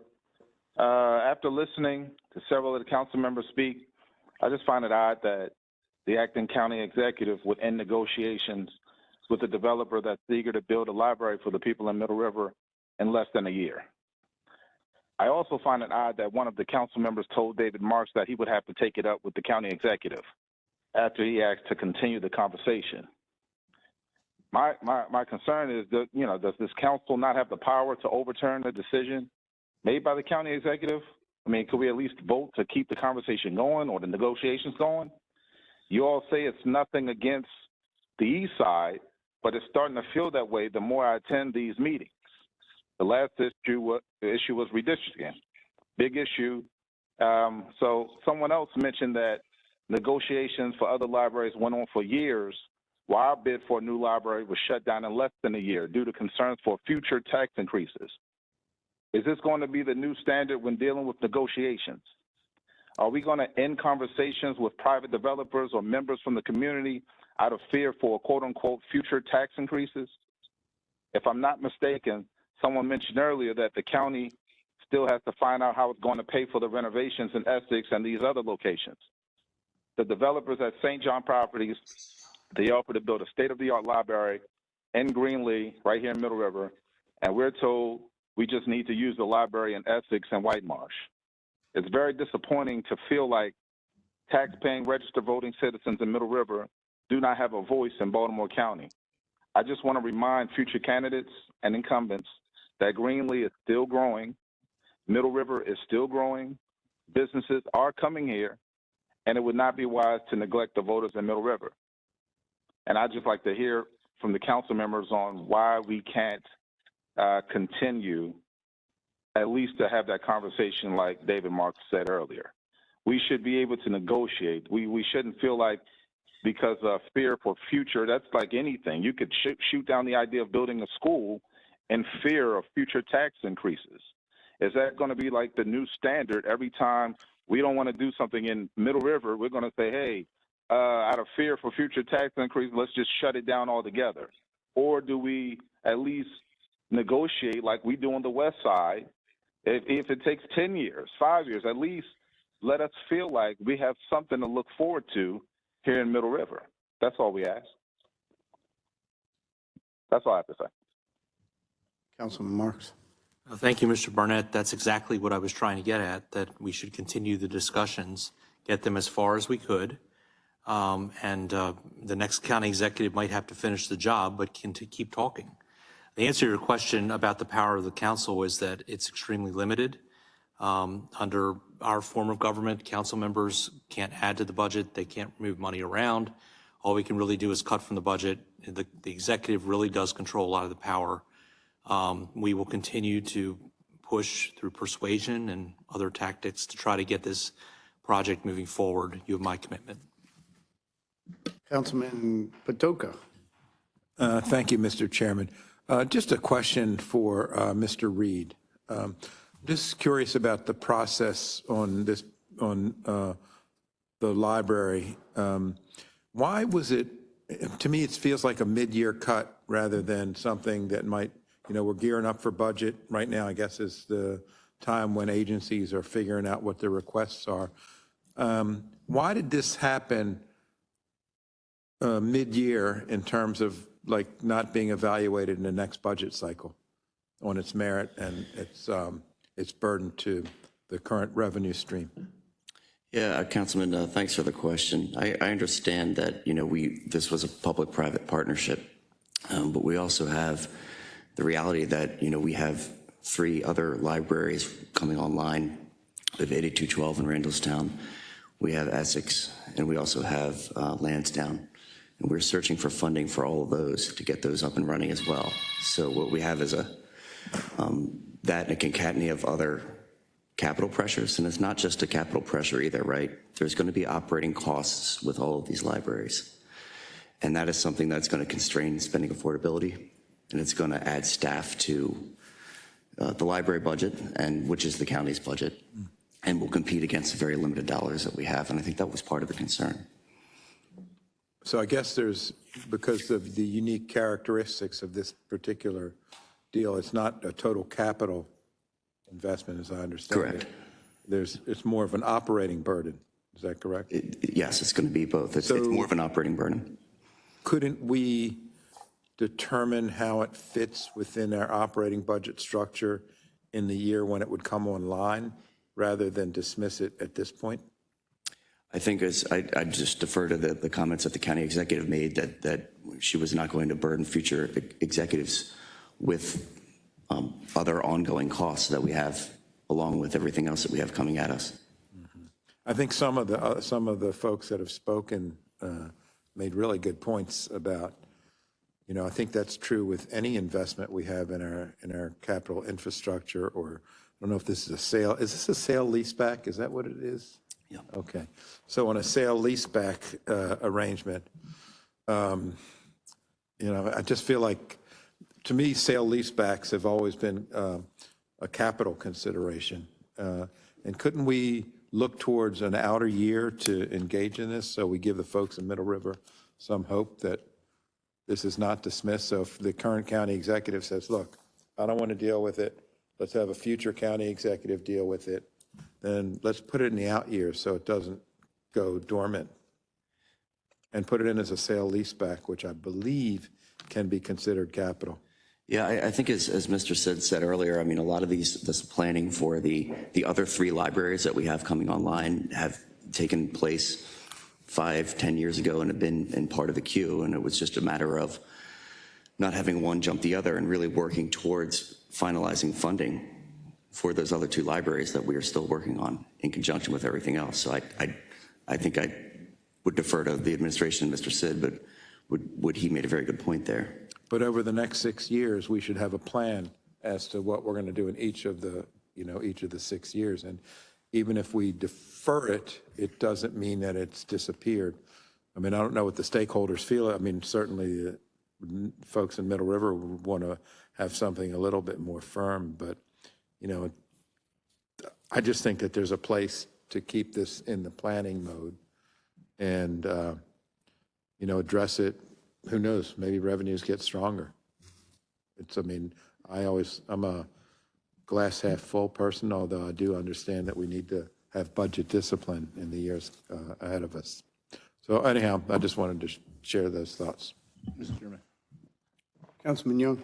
If I could, Mr. Reed, if I could ask too, from your not being involved in the discussion, but knowing that it's fallen apart at this point because there was a cost affordability that the administration felt couldn't be met based on what was being asked for at the moment. Is that correct?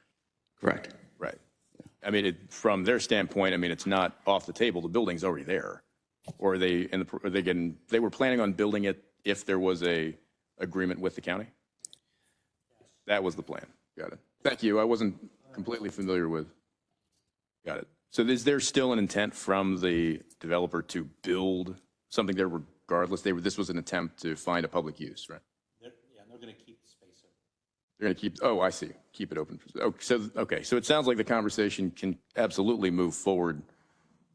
One, after another good budget year hearing from folks during the budget process. Obviously, it's a disappointment and shouldn't have been the case, but it's, while the conversation now is broken down because of a cost affordability standpoint, that doesn't mean, especially it sounds like since the plot's still open, there's absolutely an opportunity to keep this discussion going.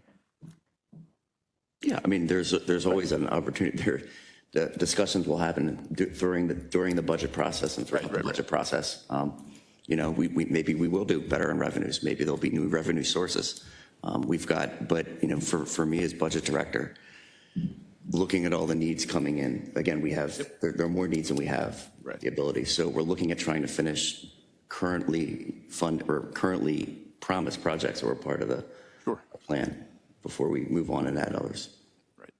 It also sounds like since the building hadn't been built yet, there is, or again, not being involved in the conversation, that there should be, or at least flexibility also from the developer, what would be that cost point for the county looking forward, whether that's, and you know how capital projects work, 2, 3, 4 years out. I forgive me, knowing that they were building this and the way that it had been presented, it made it seem like that there was a building that was already ready to go, but they were trying to go to specs and trying to get a deal with the county. So knowing that it hasn't been built yet, it's promising. I was under the impression that they'd move on to something else now that the conversation had ended. So that's promising news on my end, but I also share your frustrations, Councilman. So thank you. I just want to point out that the information on this has not really been that great. They were going to construct this building. Then, after the building was turned over to the county would not be required to do a lease payment for 18 months. So, like, the county would actually not hit any cost of this whatsoever for probably 2 to 3 years out, other than when it opened up salary to them with the lease going. Right. Salaries and then transfer and, right. And so far, thankfully, the developer has said that they will at least wait for another county executive. Understood. I know Mike's giving me, but the other thing is the BCPL Foundation was going to help us with books and other materials. So there was a real partnership here. Councilman Jones, you did a really eloquent job, I think, talking about this multiplier effect. Well, the idea here was that this library would bring in patrons who would then go to the restaurants and the businesses all around it. The new supermarket that's going to be there. You know, there was a real vision for this area that unfortunately is now being put on hold for a while. Councilman Jones? Yeah, I'll just be brief. Listen, I have always been supportive of the library there in Greenlee. I think it's a wonderful location. I think it's a very nice community. And, you know, not having been involved in the negotiations, I certainly can understand basically what a picture can look like that I don't know, right? I don't have all the details of all the finances, but I do hope that at some point that we can make it work for the citizens of Greenlee, because it's a very nice location, and, you know, who has a problem with libraries are community spaces for the community to come. We provide a lot of resources out of the libraries. So I am hopeful that someday we'll be able to get it done. All right, thank you. Thank you, Councilman Jones. Sure. Ms. Belcastro, next speaker. Certainly, Mr. Chair. Our next speaker is Tamara Gunter. Ms. Gunter, you may unmute yourself and begin your testimony.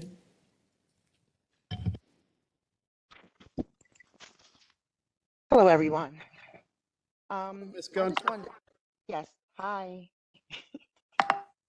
Can you hear me? Yes, we can hear you. Okay, thank you so much. Just want to say I was a little disappointed, but I think my biggest issue is the way it was done, and to use the government shutdown as a cause when there's real people out here being affected, even my family, by the government shutdown. My husband is currently on furlough. So to use that as excuse for a library and stop negotiations was totally tone deaf. It also shows that the county executive is definitely not listening to the communities. While I will never say anything about Randallstown, Woodlawn, or Essex having a library, because I know what libraries mean to kids. I know starting kids, helping kids being able to read and having access to books helps them, keeps them away from crime and doing things they have no business to do. And I don't know if you know this or not. We have issues in our community with kids. They have nothing to do, no resources. You have parents who are working 2 and 3 jobs for these homes, paying a lot of taxes, and a slap in the faces to tell them to walk 5 miles to go down to the nearest library. Well, if someone is working and they can't provide transportation, then I heard, okay, well, you know what? Have them join other groups and other activities like gymnastics. I just said people are being furloughed. People may not have the resources or financial capabilities to put their children in gymnastics or basketball because those things cost. And I just want to say that it was insensitive and the timing, not talking to your county, not talking to your council people, your community advocates. It was just, it was nonsense. You know, I think that it could have been handled a lot better. I don't think negotiations should stop. Again, why would we stop negotiations? And to say you only heard about it since January is mind blowing to me. And this has been going on way before January. But nevertheless, we should keep negotiations going on. This is an opportunity, once in a lifetime opportunity, where you're not spending $40 million up front to do a library. But I know that all libraries are needed in Essex, Middle River, and including Randallstown. I also want to say I'm kind of not happy with people putting Essex and Middle River against each other, because at the end of the day, we're still the same area. So again, we should be promoting the library in Essex, Middle River, and Middle River. I'm sorry, Essex, Middle River, and all over. Libraries are just very important. But thank you. Thank you, Ms. Gunter. Thank you, Ms. Gunter. All right, Ms. Belcastro, next speaker. Ronald White. Our next speaker is Ronald White. I believe Mr. White is on by telephone. Mr. White? Yes, I'm here. Can you hear me?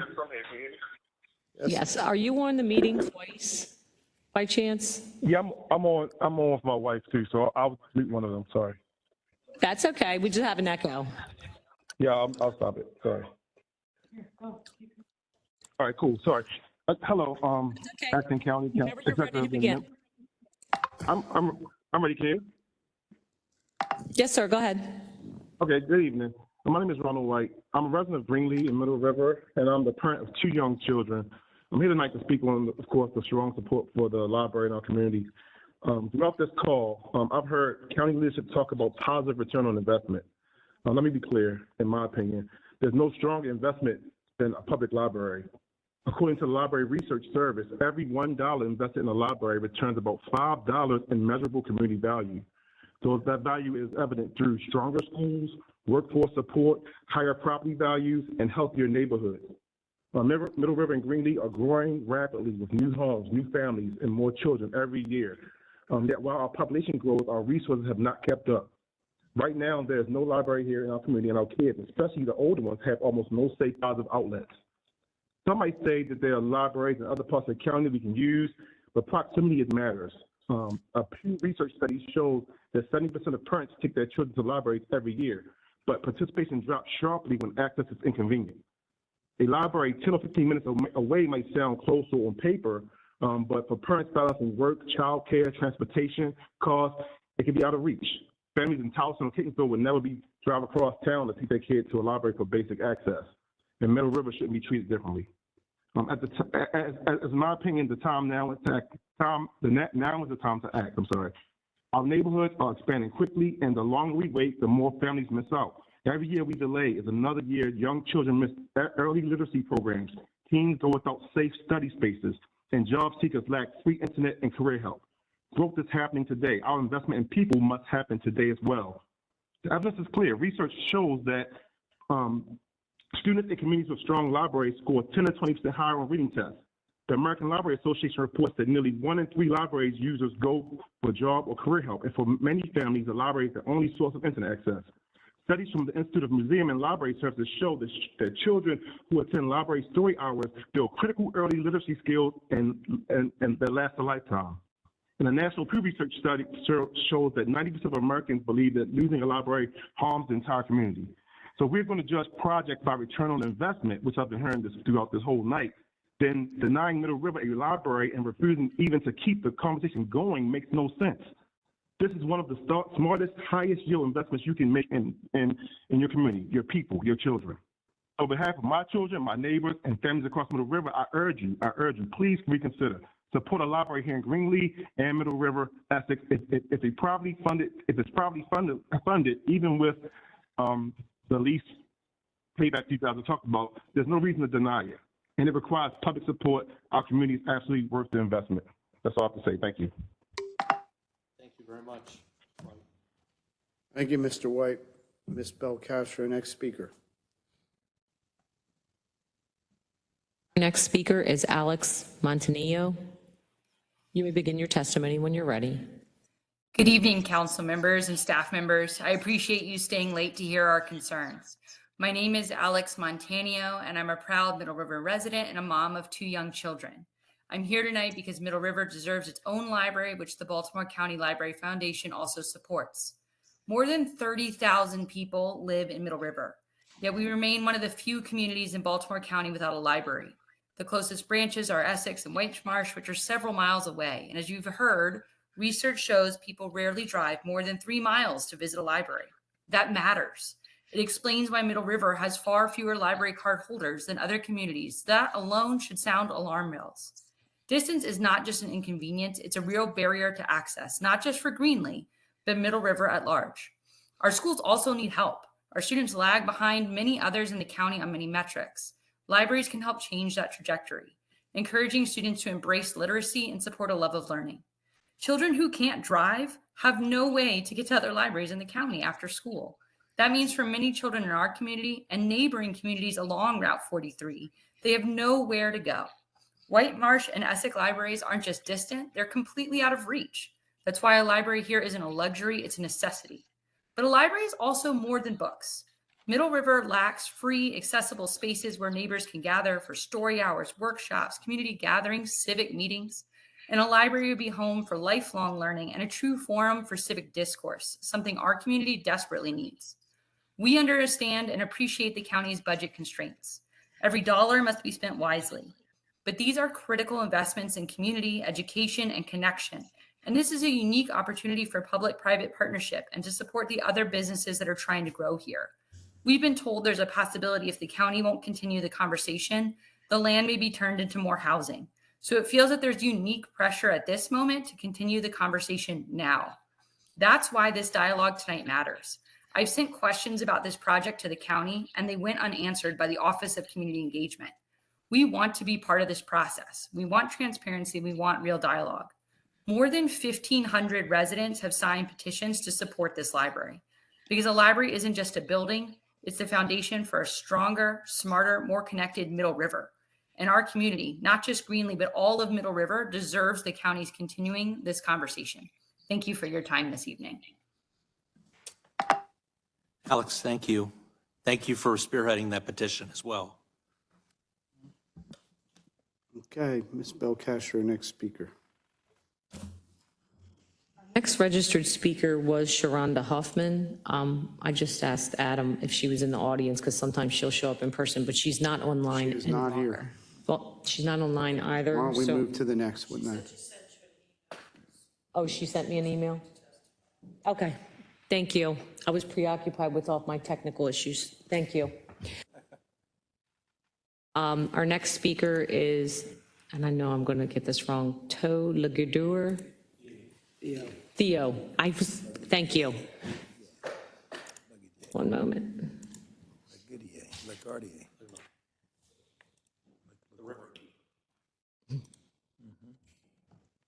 You may unmute yourself.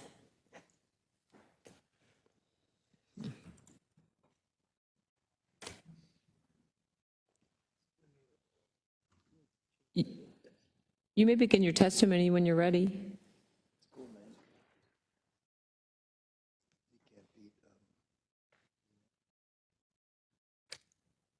He's unmuted.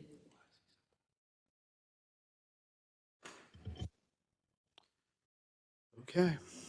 You want to move on and maybe we'll find them later? Let me put him back into the attendee list, and I'll go on to Sujata Chakraborty. Well done, Chris. That was a really good attempt. Thank you. And it might be right. You may begin your testimony when you're ready.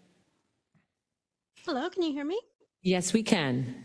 Hi, good evening, everyone. My name is Sujata Chakraborty, and I'm here to express my strong support for the proposed Middle River Public Library and deep disappointment that negotiations to make it a reality have ended.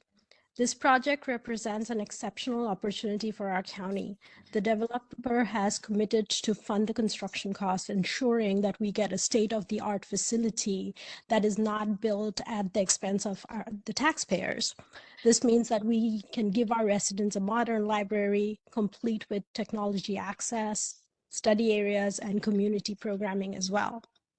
Since we have been talking about return on investment, so let's talk about beyond the educational value, the library would also stimulate the local growth. It would attract more foot traffic, which encourages new retail, cafes, restaurants to open nearby, creating jobs and strengthening the Greenlee economy. Ending negotiations now is not just disappointing. I feel like it's a missed opportunity. It sends the wrong message that even when private partners step forward to invest in public good, the county turns away. I respectfully urge this body to reopen discussions, engage with the developer, and find a collaborative path forward. Let's not miss this chance to build something extraordinary, a library that doesn't come at a cost of taxpayers, but fuels economic growth and benefits everyone. Thank you for your time. Thank you very much. Ms. Belkash, your next speaker.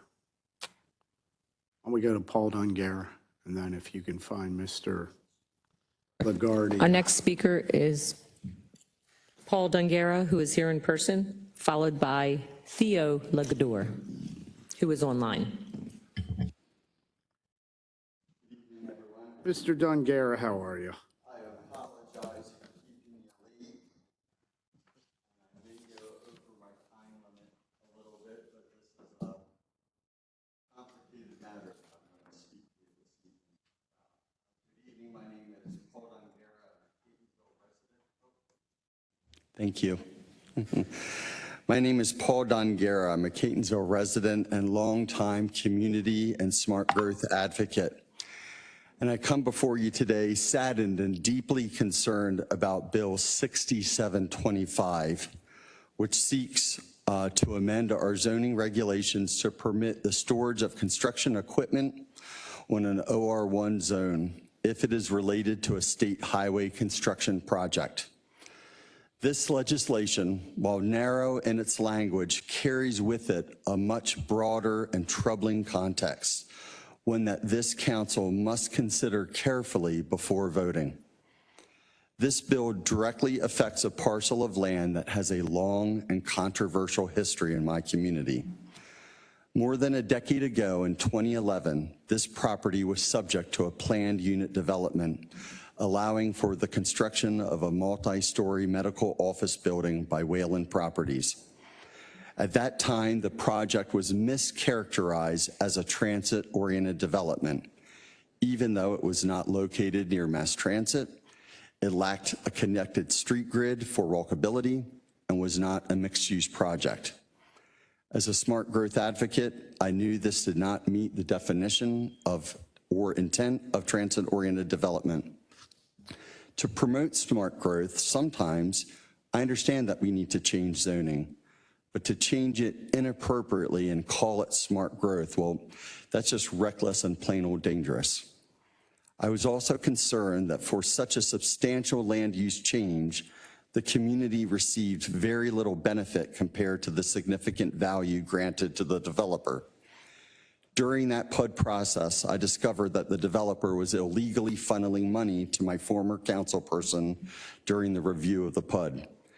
An effort to hide his influence in the process. I reported that matter to the Maryland State Prosecutor's Office, which successfully prosecuted the case.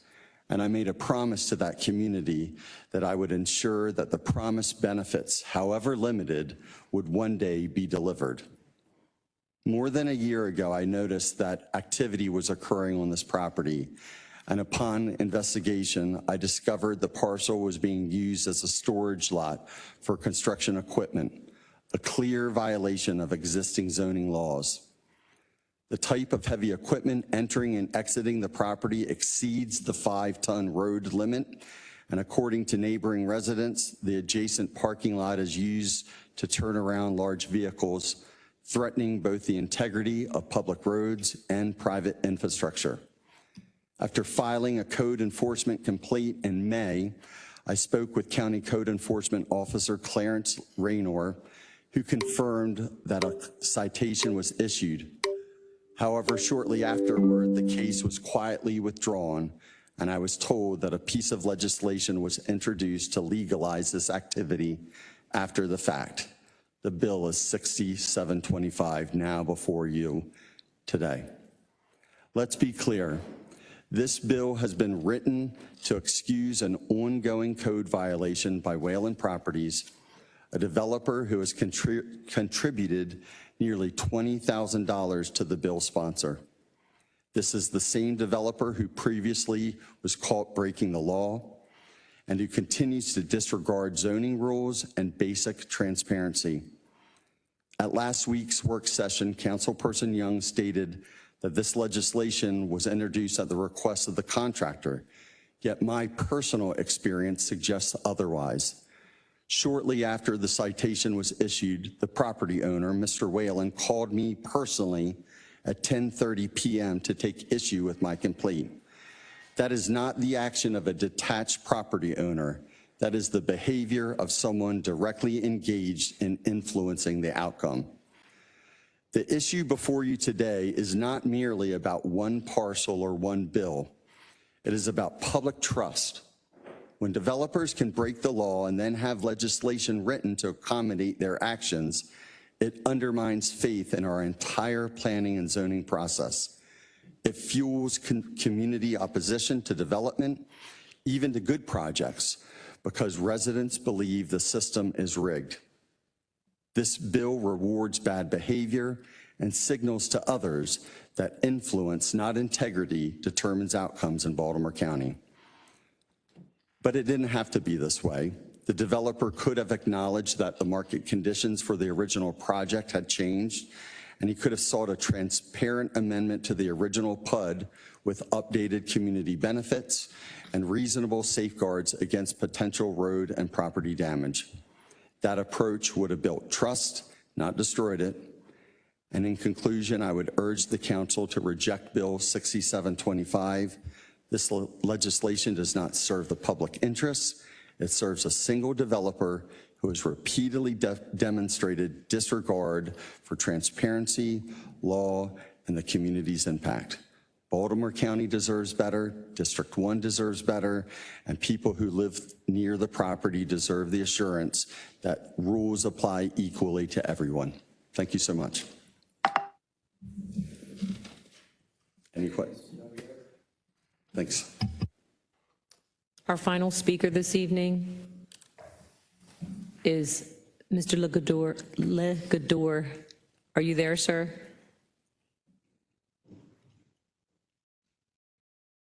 He had his hand raised. He's unmuted, but we can't hear him.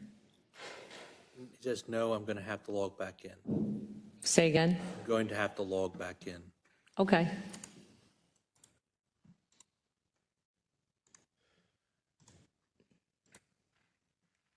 We'll just call him.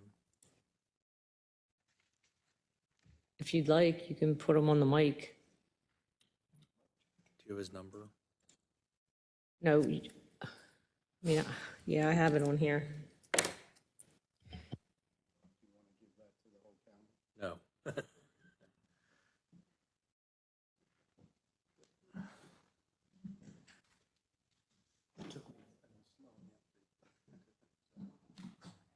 Got it. Okay.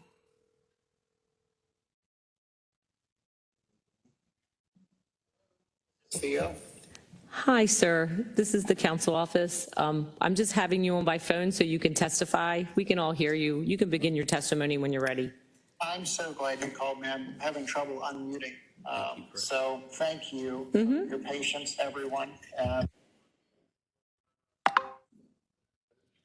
And Riverkeeper at Gunpowder Riverkeeper. And wanted to thank Chair Ertel and the county council members for providing an opportunity to testify in support of this resolution to oppose the MDE permit for Days Cove rubble landfill. And I think what's important on this one is that we haven't seen dead fish yet, but admittedly, we don't want to wait until that happens to move in a positive stance in protecting the environment. I wanted to thank David Marks for bringing this resolution to the floor. He has always been a very strong community and environmental advocate, and I just wanted to give the council comments related to why this matter is important to folks that live in Middle River, along the Gunpowder, the Bird, and for some, even on the Harford County side. You know, this tidal Gunpowder Basin is shared by everyone in the lower river, and it joins a lot of different waterways together that have a lot of fish, certainly a lot of crabs, but this is an area where 26 species of fish spawn and use this area as a nursery ground. And I just wanted to, relate that the current permit that MDE has in a draft tentative determination fails to protect water quality because it's actually weaker than the previous permit that expired in 2018. This term is called backsliding, which is prohibited by the Clean Water Act because permits should not be getting weaker. They should be getting stronger to protect the environment, to protect sensitive species and community.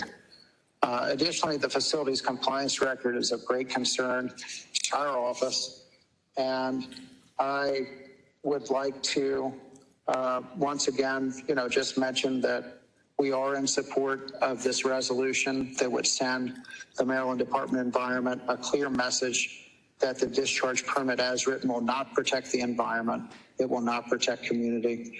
And I really hope that you folks will consider supporting this resolution to make sure that this discharge does not happen into this sensitive waterway. And thank you for your time. Thank you, Theo, for all the great work you do. I have been having some conversations with my counterpart on the Harford County Council, the district that butts up to my district. And you're right, there's a lot of support for this action in Harford County as well. So thank you very much. You're welcome, sir. Thank you, sir. Have a good evening. Thank you. Done.